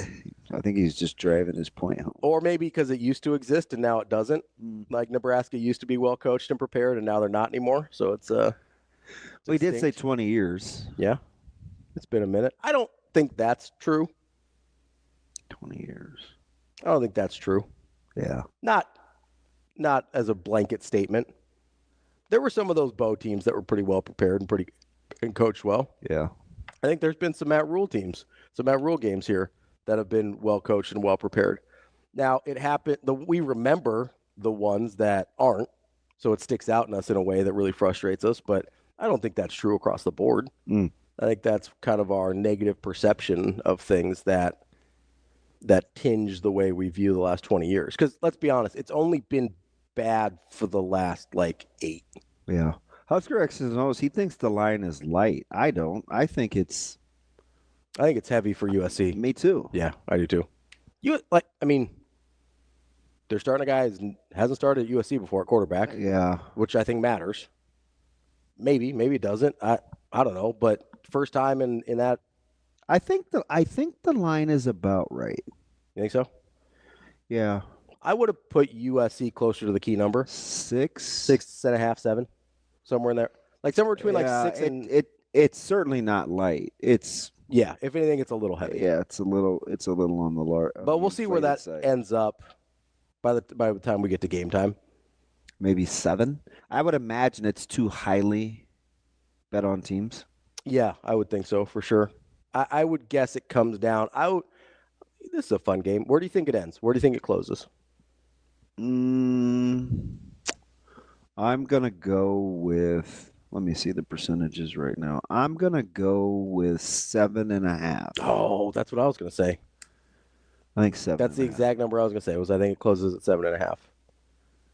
That sounds about right. That's probably where I'd have it now, somewhere between 6.5 and 7.5. I know, Nebraska's going to have to be careful with, and we'll get into this as the week goes on, but kicking the guys like Branch, getting him to the ground. Yeah. That's a big place where we'll see special teams execution, whether or not they can make sure they're not getting beat by that, which I know is going to make a lot of people nervous. But there's going to be some places where that's going to matter outside of your offense and defense. Okay, so we're fine so far. So according to Scores and Odds, 11-6, 6-13. The line opened at 9. Has been as high as 9.5. That was on 11-9 at 11:20. And is down 11-10s, which was yesterday. At 6:19 at 8.5. So trending in the. So it may not come down that much. Yeah, it's been kind of right in that range the whole time. Maybe 8, if any. Yeah. Or it could balloon back. I don't know. All the way up to 10. Yeah. That Nebraska as a double-digit dog is not great. Yeah, teams cover. Yeah. So if it gets up to 10, that's a bad sign. Well, I don't know if I love 8.5. What are we, 10-0? I mean, while we're being honest. Yeah, I think that's fair. Wow. I do think it comes down a little bit, though. We'll see. I don't know. Yeah. It's out. It's just out here. Speaking of some lines, though. My man in KC cannot really believe that I didn't know about Dodo. Does everybody know about Dodo birds? I think maybe. Not everybody. I'm sure not everybody. I am. No. I'm an animals guy, too. Like you are kind of you're an amateur zoologist. How did I not know that? I feel like you're also like. Well, to your defense, it's not really an animal anymore since it doesn't exist. It was an I thought animal. It was made up. Though. Yeah. No, it's not made up. No. It's not Well, I mean, it's like in old cartoons they used that. Yeah. That's probably where you're getting that from. Have you not seen the Crudes? Roadrunners are real too, right? Like as a bird? Like they're in cartoons, but those are also real animals. Don't know if I committed that to the knowledge Rolodex. Let's just leave it at that. It's your own question. Bugs Bunny, bunnies are real. Yeah. They don't talk much. Less, at least, than Bugs did. He's pretty loquacious. Wow. Okay. I'm trying to think what else. I'm just trying to help. I'm trying to be educational. Are you going to go to Coyotes next? Coyotes also real. Yeah. Ducks. You're a funny guy. Both Daffy and Donald. You're a real funny guy, Ravi. Daffy and Donald. Real. Dodo does not seem like a real name. I mean, it's a dumb name for it, for sure. Although Roadrunner's a pretty dumb name also. But that's what they do. It's a runner of the road. Well, maybe they're dumb. Maybe dodo birds are dumb. That's why they're extinct. That's why they're dodos. No, you're exactly right. What's up, Marcus? Marcus Freeman? Also a good football coach? Yeah. Mike Tomlin, good football coach. I still think Russell Wilson sucks. More crow at the end of this season, Russell or Dion for you? Would you like that served warm? It's going to be Dion because Russell, I can always be like, it's a good organization. It's Mike Tomlin, whatever. I can pivot. I don't have a lot of places to pivot on Dion. You're going to really be upset when he's in Dallas next year. What? No, I'll be thrilled when he's in Dallas next year. It's going to be hilarious. Actually, you know what? I met Shador. You know what? Well, yeah. And who's going to coach him? It's going to be Dion. You know Shador's not going to play for anybody else but Dad. That's how it works. Mike Vrabel coaching. We'll be back with Bill Bender to talk some National College football coming up next. Kicking off hour number 3 here on Hurrdat Sports Radio, AM 590, ESPN Omaha, ESPN Tri-Cities, KFOR, and Lincoln. That's DBM Ravi Lulla. We're joined now by Bill Bender of the Sporting News covering college football. Bill, how are you this morning? Hey, I'm doing well. Thanks for having me on. Bill, no softballs early. We're going to go thinking cap right away. Of these 3 teams, Ohio State, Penn State, Indiana, which team is easiest to cap for you? And does that affect what you think about them in order of how good they are?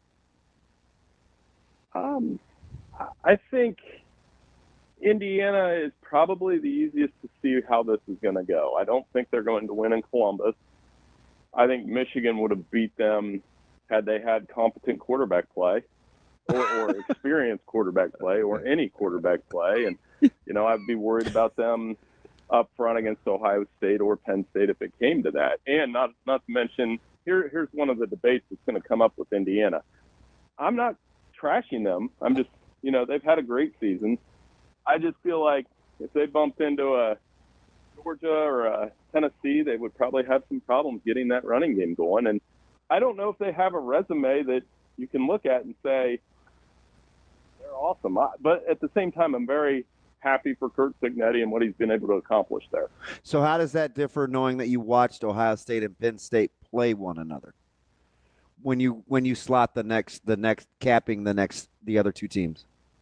Well, I think Ohio State's the best of the 3. The experience they've lost.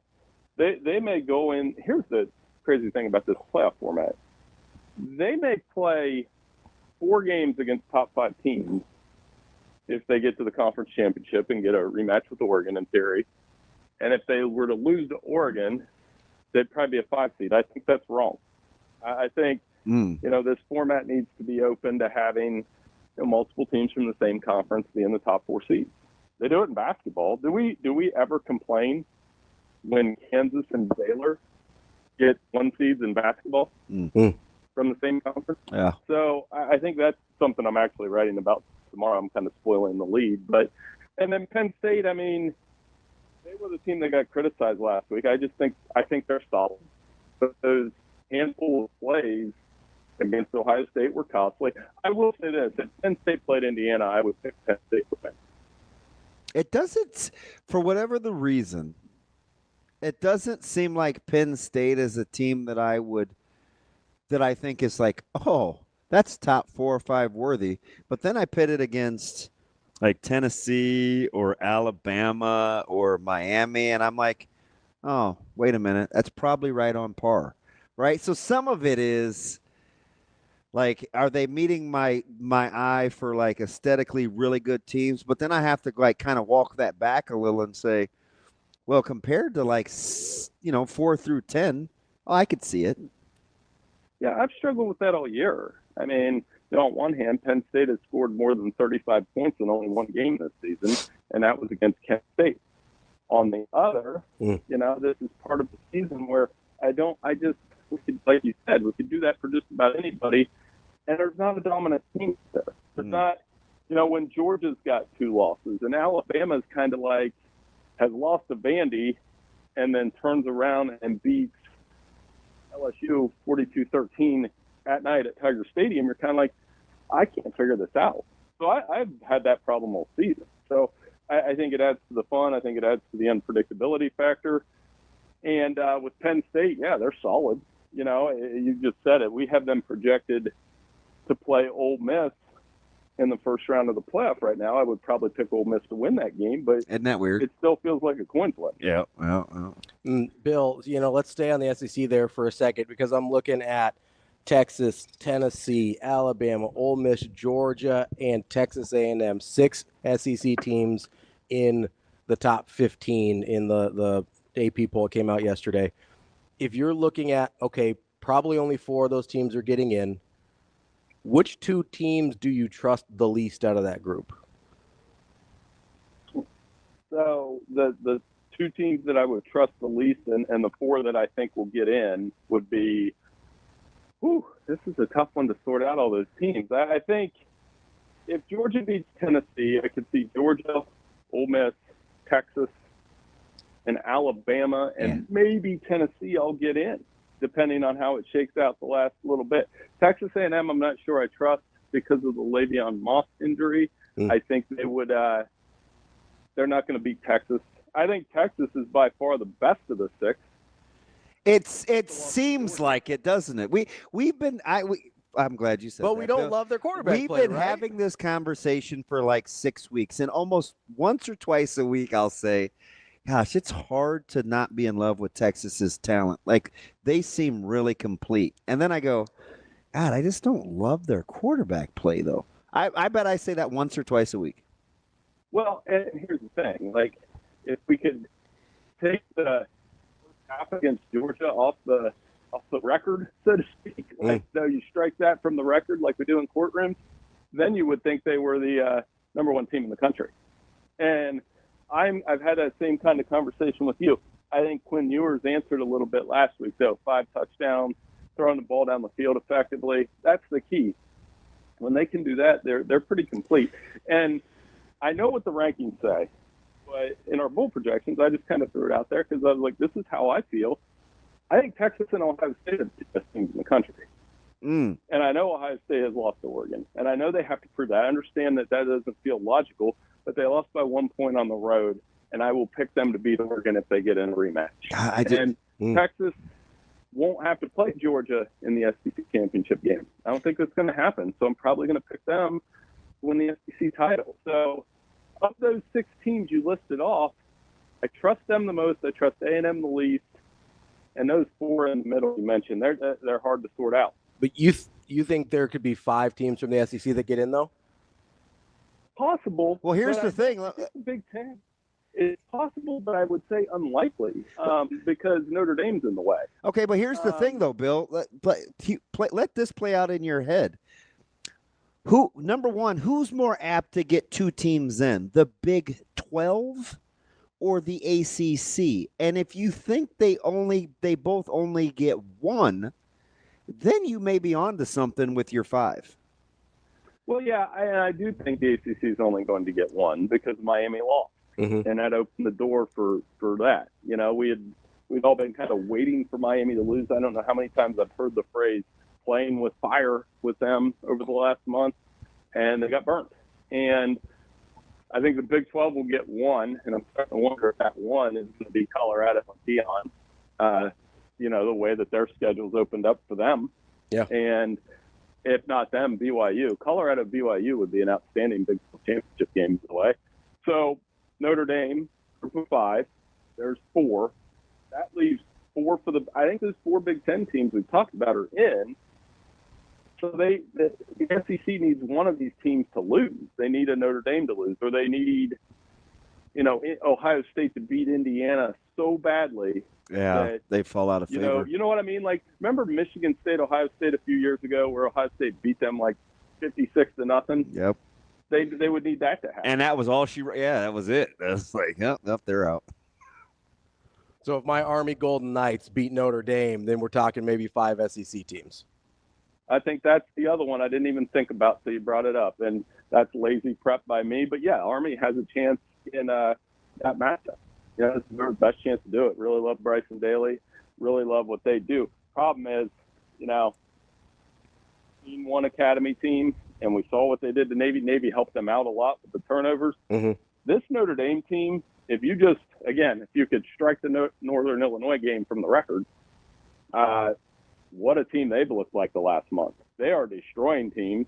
Their defense hasn't allowed 100 yards passing only one of the last 4 games, and that was against Georgia Tech, and they just continue to play awesome defense. I would not want to play Notre Dame right now, honestly. I think they're playing as good as any of these teams. So, Bill, I'm glad you went there because let's take Northern Illinois off the record. Let's strike it from the record the same way we're trying to strike the first half of Georgia from Texas. How high does Notre Dame then look in your mind? Like, could I make the argument that they look like the best team in the country? I mean, in some ways, yes, but that loss alone, I mean, they're inching toward maybe getting a home playoff game, and they understand that. They don't get to have a bye week. If they go 11-1 and beat Army and beat USC convincingly, and they play Virginia this week, they're 3-touchdown favorites against Virginia. It would be hard not to get them into one of those, home games. And I think we have them projected to play Indiana right now. Most people will pick Notre Dame to win that game. Selfishly, as somebody who's grown up here in Central Ohio, I kind of want them to run it back with Ohio State just to see it, after last year's dramatic finish. And if that matchup presented itself, how fun would that be? Especially with how it ended in Ryan Day, and don't have to go through all that again. But I do think they're one of those teams to watch because if they continue to play like that, and Riley Leonard and their running game continues, that'll matter in the playoffs. They'll have a chance. So, well, how interesting is it to be having these in this conversation? It's twofold, this question. Interesting is it to be having these conversations about these teams at the top, and with probably the exception of, unless you want to talk Leonard's growth or you like Colorado, we're not talking about this quality of quarterback play. Even Gabriel, who takes good care of the ball and he's played for 34 years.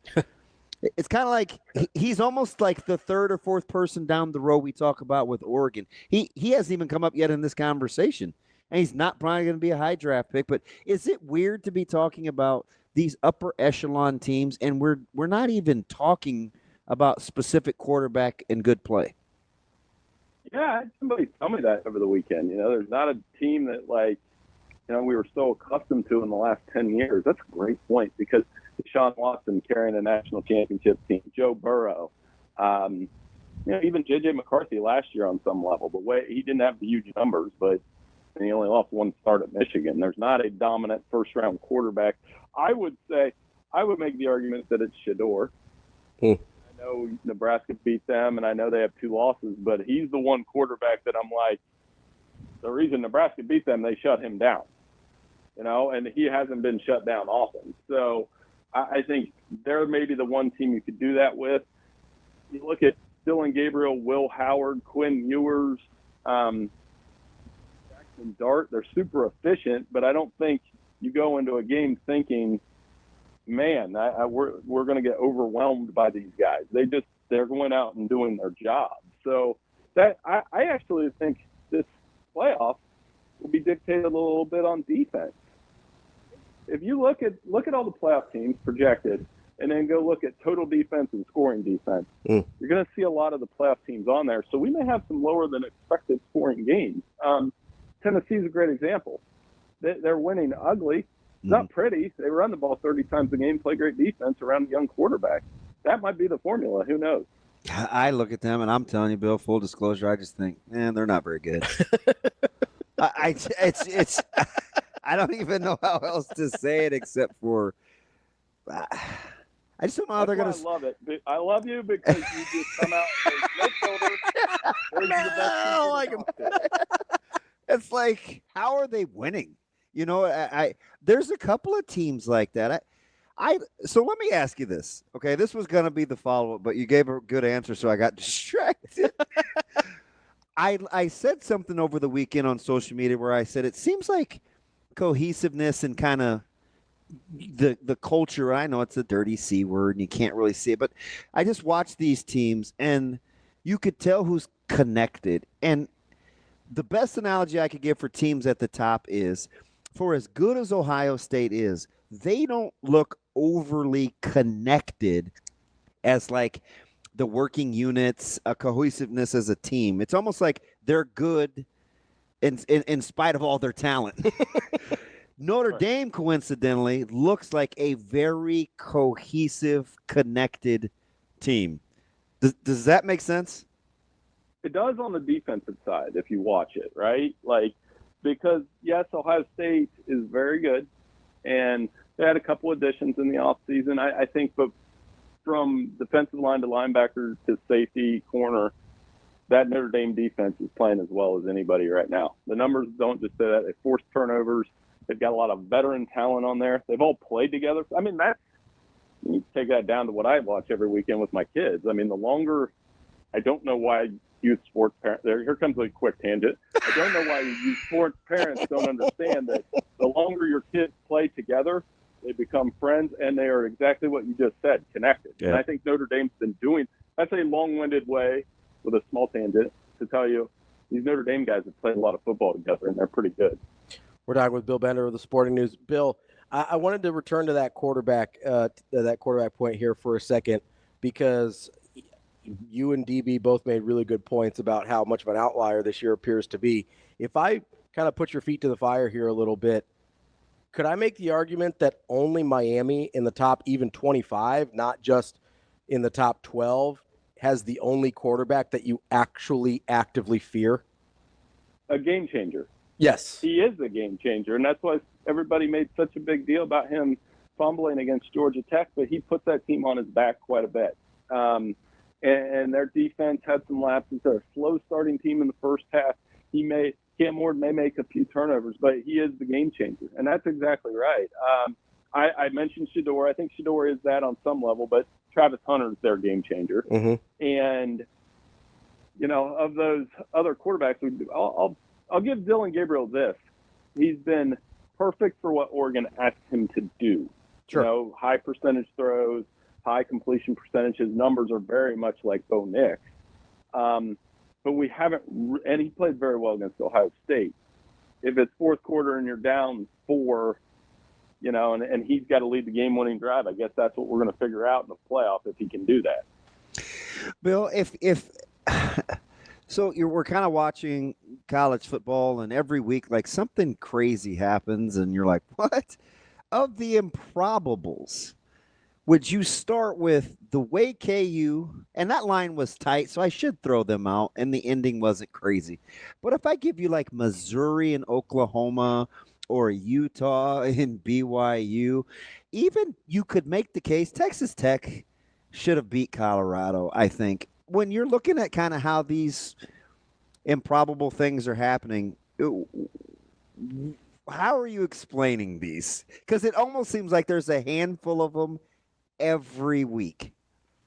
Well, I'll put it to you this way, and ego aside. So I do college football picks and NFL picks for Sporting News every week, and I'm struggling in college, and I'm not afraid to admit it because you go into a week thinking a handful of things that are going to happen, and they don't. And whereas NFL, I'm on fire, and I'm like, typically I struggle with NFL.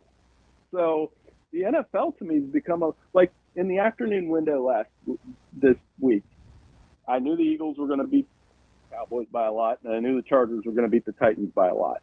You go to an afternoon window in college, and then you're thinking, well, Texas Tech's going to keep this close. They lose by 2 scores. And I did get BYU right with Utah from the standpoint it was going to be close. I didn't think it would end the way that it did, though. I mean, and that's one of those another unpredictable finish. And I had no idea back in August when I talked to you guys that BYU would be 9-0 and sitting there at a number 3 seed in the college football playoff. What a story that's been. Bill, that's Ravi's team quietly. I love Kalani Sitake. I think I don't know why. I'm obsessed. It's BYU and Jeff Monk in an Army. Those are my dudes. For no real reason.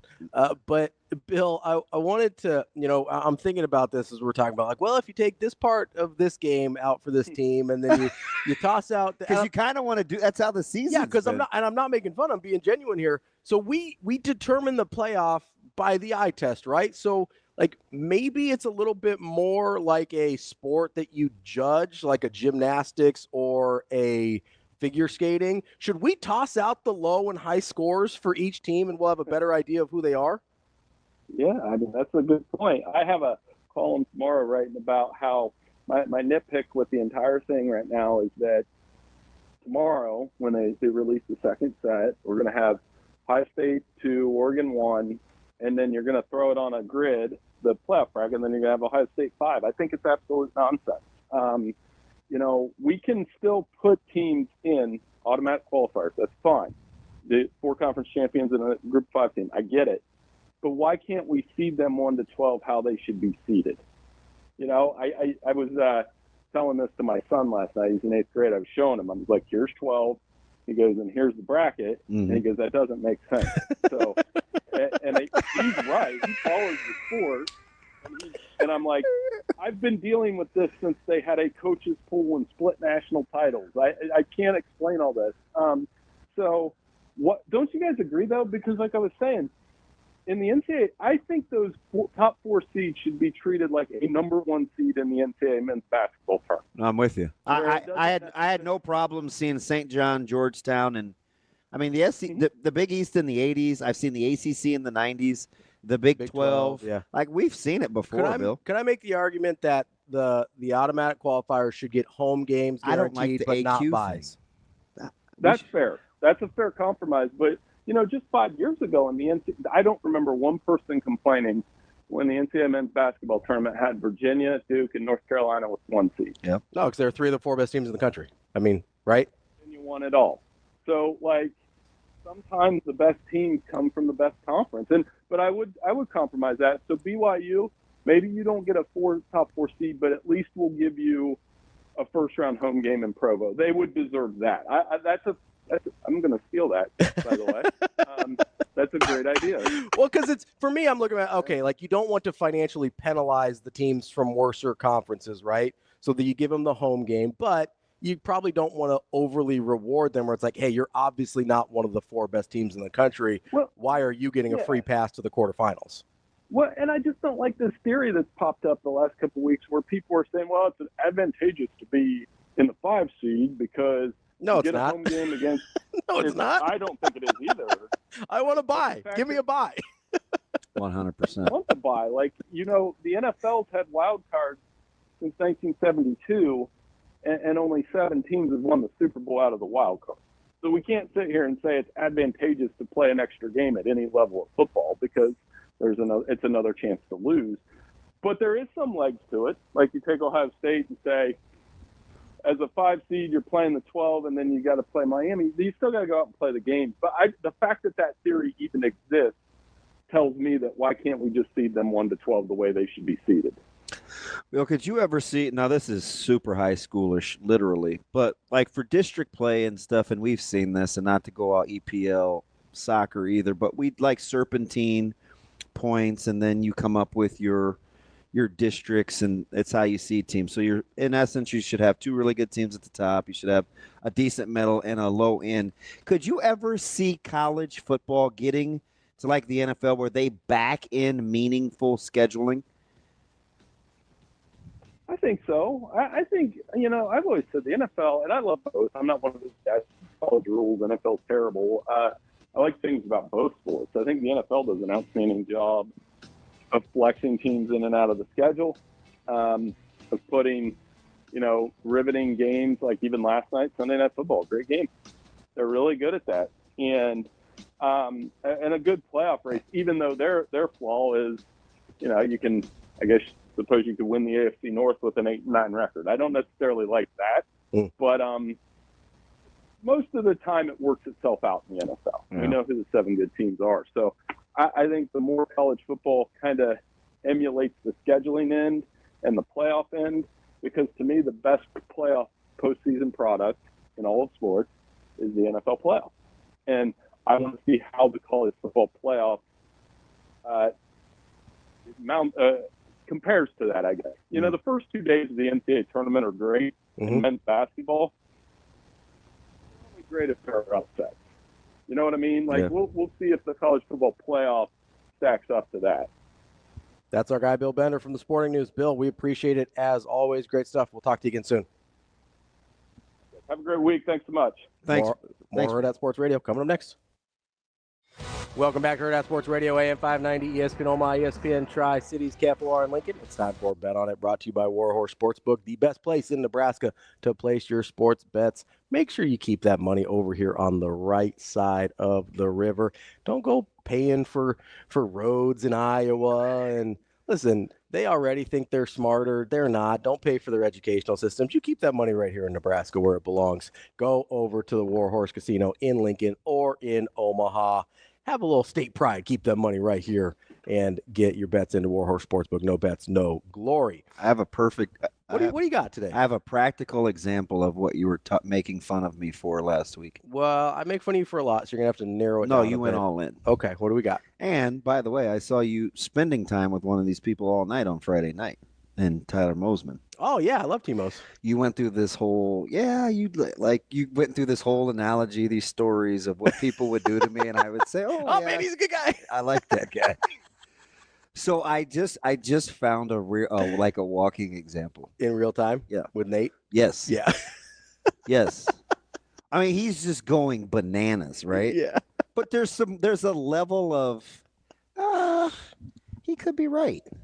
Right. But it was super snarky, and it was like, I mean, he just was going all in. And at the very end, I'm like, I think I like that guy. Do you know what I mean? I don't know why.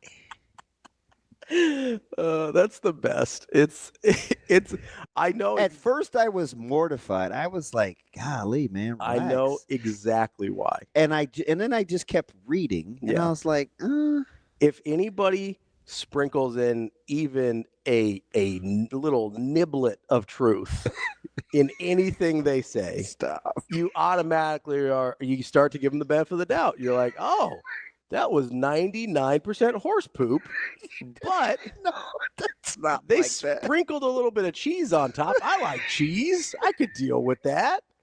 There's probably some protein. So do you know where I landed though? Okay, comedian. There's probably some protein in that horse poop. I'll be all right. But do you know why I really was like, I'll ride with him? Why? Because at the end of the day, you're kind of right though. This might be the cheese. This is the cheese. I hate moral victories. He started out on a moral victory tangent. And so you're like, ooh, I'm listening. Now, everything else was like, just I was go like, straight madness. I was like, that's a little harsh. Oh, I wouldn't have said that. Oh, that was not like, necessary. But I'm like, you know what? I hate moral victories. I want to go compete. So I'm riding with that guy. Is that the cheese? Yes, that's 100% the cheese. If you were in the John Wick movies, like the whole thing would have been done after about 10 minutes. If after they killed your dog, they just sent you an apology note and you'd be like, I can ride with that guy. You'd be like, good dude. Self-aware. I took a picture from realizes he shouldn't have killed my dog. Well, that might be pushing it. But I did take a picture from out at game day of that John Wick picture. Yeah. It's one of the greatest pictures ever. You're just steaming pile of horse crap. Here's a little bit of shredded cheese on top. I don't like moral victory. And you're like, I mean, it kind of looks like a burrito. I'll be all right. Whatever. It's not entirely true. It's not entirely false either. Where'd you spend all your time Friday night? Hung out with T-Mose. Yes, you did. Yeah, but T-Mose is always nice to me. He doesn't have a ton of redeeming qualities. He's always nice to me. Although you guys do like talking about people. Yeah. He goes hard, doesn't he? Yeah. Listen, me and T-Mose have a great time. That dude. I think we have a similar sarcastic bent, little snarkiness. Yep. So our vibes kind of match a little bit. No, we hung out. You both had bougie taste? Yeah. We went, although we went to a place that wasn't bougie after the game. Wow, now you guys are going out, huh? We've hung out before. Not that I'm jealous. It's fine. I mean, listen, if you liked spending any time in public whatsoever. How many times I invited you places and I was like, this dude's not coming? That's fine. Listen. It's fine. It's all right. I thought about texting you. I was like, nah, there's no way he's coming over here. That's fine. Although it was pretty low key. There weren't a lot of people in there. Yeah. Although the ref that did your game was there, or the whole crew was. Oh. There's a couple of ref crews in there. One of them that did Miller North, Miller South came in, and then the one that did your guys' game came in. The crew that did your guys' game. They were fine. There was a couple things I was like, nah, I don't know about that, but I can say that because I'm not a coach. Thought some of the personal fouls versus lack of personal fouls were a little questionable. So that was saw a Papio guy take a swing, didn't have a flag on that, so that was all right. As Jernigan almost lost his mind. Yeah. But we had a great start. So the guy on our side thought Lamanji might kill somebody. So that was later that he got flagged. There was a dust up, and then the only flag came out on Lamanji. So two ways to disarm. I saw one their official did and one our coach did. Mm-hmm. So I'm going, hey, that's unsportsmanlike. You can't run after. So technically in high school, it's a delay of game. I know, it is. Yeah. Yep. So I said we looked it up. I said it wrong. Yeah. But I was like, it is. It's a penalty. It's a penalty. Yeah. And he goes, no, it's not. And I go, well, yeah, it is. Yeah, it is. I said, that's a penalty. And he goes, well, we'll just respot the ball from where he fair caught it. And I go, it's still penalty. It's still, and I did. I said, it's still penalty. But I'm not, you can hear my tone. It's just like we're just talking. No, I was standing right there. I heard this conversation. So the very next play, our defensive back needed to pull his knee pads down. And he called his name like 10 times. He's like, 4. And we coach Charlie, so we know Charlie doesn't always pay attention. It wasn't personal. Yeah. Like, he just is in his own world. Yeah, doing his own thing. So there was a tackle along the sidelines. Like, hey, D-Lo, hey, pull your knee pads down before you got to come sit. Mm-hmm. And I gave him the motion. He pulled him down. And I looked at the official, and I said, see, I did you a solid. He goes, appreciate that, DB. But the funniest thing, though, on the sideline in front, this was all within like the same 3 seconds. Yeah. The funniest thing, though, was when Lamanji got flagged, he sat on it for like 10 minutes. Mm-hmm. And after about 10 minutes, the side judge was, because he was giving us some grace. And Coach Lamanji goes, do you know you gave me my first 15-yarder? No warning, no nothing. And the official just kind of looked at him and smiled, and he goes, yeah, streak's over. It's just real casual. You know what's funny about the sideline warning is, so me and T-Mose are there, and we're snarky. That dude told your sideline to get back about 100 times. Yeah, we're the worst. Well, but there was also it's not like the play was going on. So the one time I do think they should really be pissed is special teams. Because, those dudes are booking. Yes, 100%, right? Yeah. But, you guys, there was a dead ball. I think somebody was injured, so you guys had kind of crept onto the field a little bit. You were talking to your guys. He's like, coaches, I need you to get back. Sidelines, get back. I was like, nothing's happening, man. I just didn't want 69 to be hurt. No, I got you. He's a good – you never want anybody hurt. What are we doing out there? And then I will say, so the funny thing was, T-Mose and I are sitting there with the fair catch you were talking about. And I was like, it's either an illegal fair catch signal, which is a penalty. Yeah. Because it was, it looked like he was doing a little doggy paddle. Didn't look so much like a fair catch. Or he ran after a fair catch signal, which is also a penalty. One way or another, that is a penalty. Do you want your slice of cheese? Yes. You know how 15 was giving it to us all game? Yeah. And he did kind of the sliding tackle late. Yeah, what was that? I don't know. I've never seen that in my life. Here's the deal, though. He tried to slide tackle a guy going in the end zone. So our players are furious, right? But I told him, I was like, hey, I really enjoy watching you play. You're a tough kid, kind of competitive. Because after the first time we played him, he was super cool. So I liked him. And then he tries to slide tackle Eli, and you're like, not a big deal. I didn't care. It's fine. He's just out here. He's just competing. Yeah, this isn't soccer, brother. So I tapped him up. I was like, man, 15, I love the way you play. My coaches are mortified. I was like, you trying to tell me we don't want guys that play hard like that? Yeah, I want guys that play football hard, not play football hard. Yeah, I like him though. T-Mose and I just looked at each other like, did I just see that? Giving it to our guys all game. He's a tough little dude. Man. You weren't vibing with that? I've never seen somebody try and slide tackle someone in an American football game. Knock it off.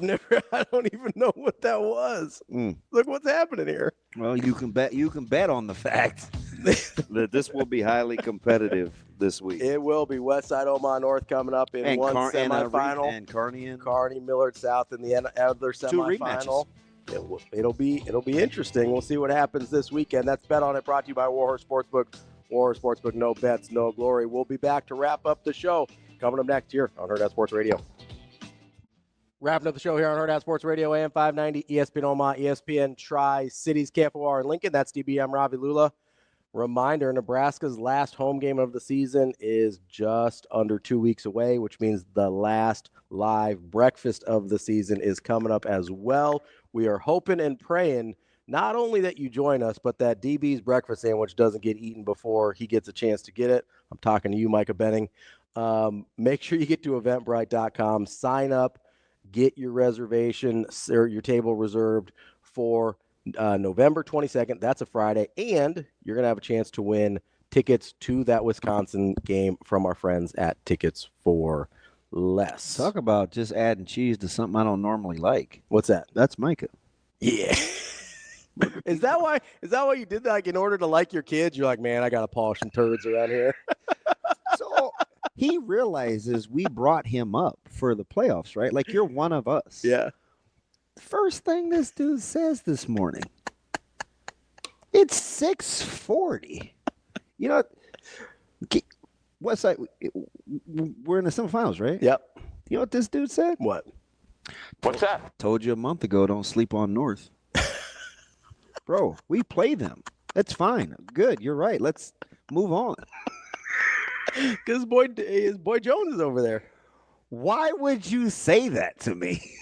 I mean, listen, if we're going to pull at the string at why Micah says stuff, we might be here all day. Told you don't sleep on North. We might be here all day. When was that he said that?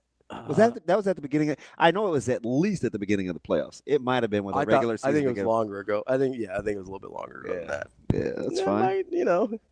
I think we can't really I don't think we can get too much into the motivations behind why Micah says stuff. We might. Man, listen, mix in a good morning. Just every now and then. How about that? Mix in a good morning. Hey, there was a story that I wanted to get to, football related, but not on the field. Diego Pavia for Vanderbilt. That was one of your stinky lines. It was one of my stinky lines, but Diego Pavia says something stinks more than that Vanderbilt line, and that's the way the NCAA treats junior college players. I can't believe it. Why is that? Because he could win. He should win. On the surface, it sounds a little crazy, right? We better reset it. So for people that don't know, Diego Pavia is suing the NCAA over junior college eligibility. Basically, when a player plays junior college, they lose 2 years of eligibility before transferring to the NCAA, which doesn't make a whole hell of a lot of sense because the NCAA and the NJCAA are not the same thing. Yep. And here's where it really gets me, right? And I thought of this immediately. Yeah. They don't do the same thing to prep schools. Prep schools, you don't lose any eligibility. Yeah. And you can go for 1 year. I've seen guys go to prep school for a couple years, they go to military academies, whatever. Kyrie Thomas, right here for Creighton, went to a prep school on the East Coast, came back, still had 4 years of eligibility. JUCO players, though, because we call it a JUCO instead of a prep school, they lose eligibility for every year they spend at JUCO. Diego Pavia is suing the NCAA in order to reinstate the eligibility of JUCO players. Yeah, so Lincoln Lance sent this to me last week. It was Friday.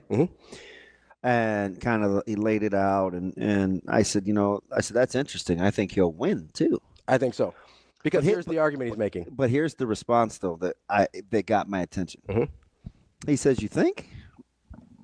I actually think the House and the Senate are going to give them an antitrust exemption. If they don't, they're in a lot of trouble. So, because they've been talking about that kind of as part of the settlement. Yeah. Because if they don't get the antitrust exemption, so when he said that also makes sense. It does, but I don't know if that will have to apply rectify it going forward here. Because here's where I think it helps them. Because this could actually open up a huge can of worms to the NCAA. Well, you can't go back and get it. So you mean going forward? Yes. So here's could be a mess. Here's the can of worms that it opens up. Right. Number one is the grounds that he is stating that he's suing on is that they're basically I'll retweet it. Their eligibility rules, and I believe he calls them arbitrary eligibility rules, and their arbitrary decision to enforce JUCO eligibility on 4-year college players, it limits their ability to make money off their name, image, and likeness. That's why I think he can win, because that's the approach he's taking. But where I think the exemption comes in, because listen, if you go, hey, your eligibility rules are hindering my ability to make money off my own name, image, and likeness, it's real easy to keep pulling that string and be like, well, why are there eligibility rules at all? Really easy to pull that string. Oh, you're that dude. Yeah, because if you open that door, now that's where the exemption comes in. Because if you get the exemption, you may have to give up JUCO eligibility, but you can probably keep the 4 years. Yeah, I'm not interested in that rabbit hole. That's the string pulling thing. That's one of the first things I thought of. Because if he wins, there's nothing to stop the next guy from suing and saying, hey, why do I only get to play 4 years? Yeah. We've seen other guys play up to 6 and 7, or there's a guy in his 9th year, the Miami tight end, right? So it's like, so this is kind of arbitrary. And because their waiver system's so bad and their decision-making on the waiver system But you do have to make an appeal, though, for extra years. So it does go through some judicial process. It does, but there's the 4 years is sort of arbitrary. Like when you think about it.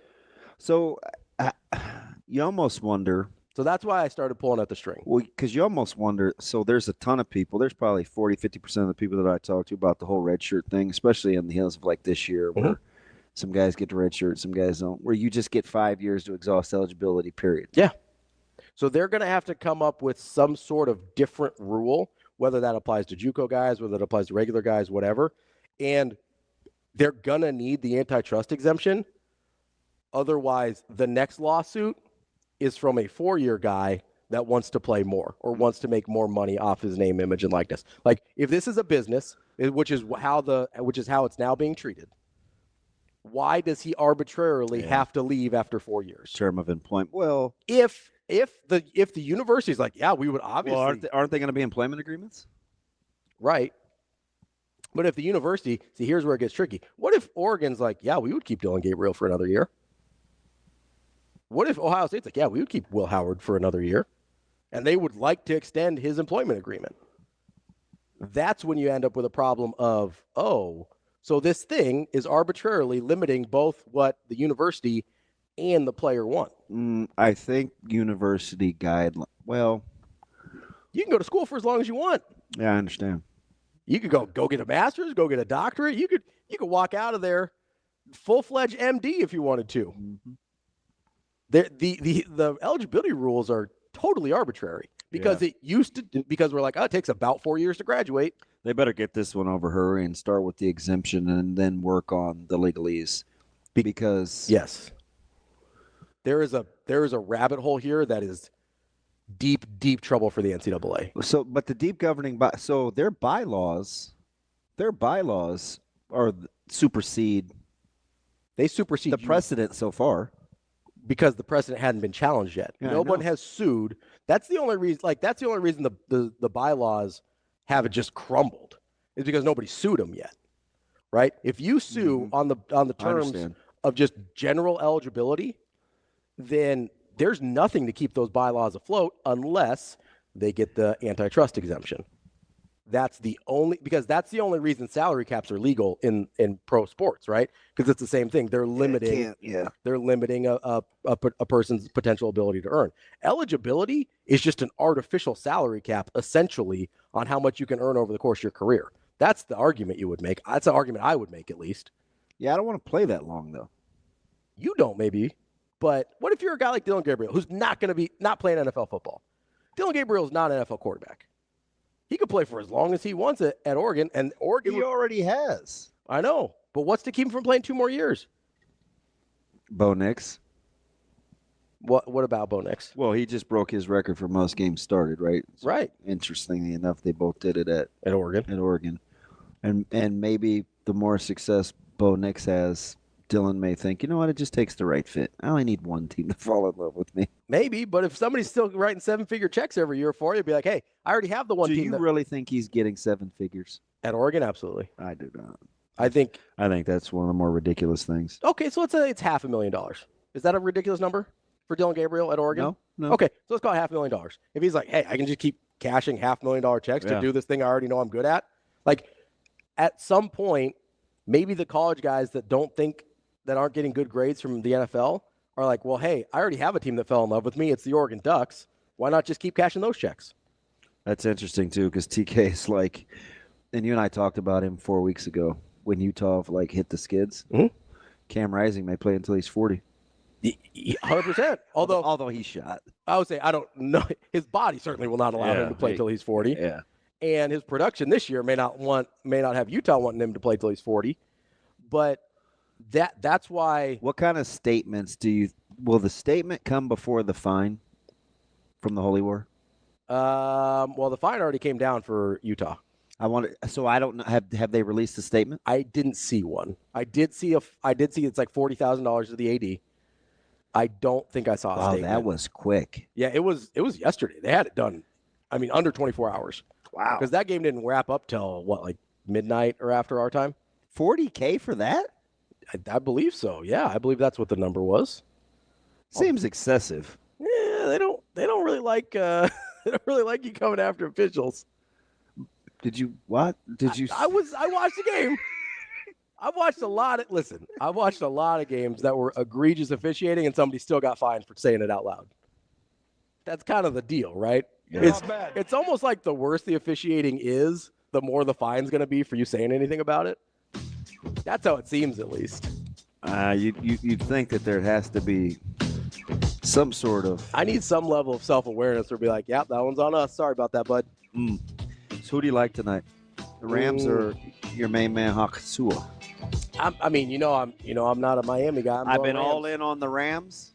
You're going the other way? So I'm taking the Dolphins tonight. Give me the Rams minus the 2.5. I'll take all 2.5 of those. All 2.5 of those? Yep. and go Fins. That's the show for today. That's DB. I'm Ravi, Lulla. We will be back tomorrow for Hurrdat Sports Radio.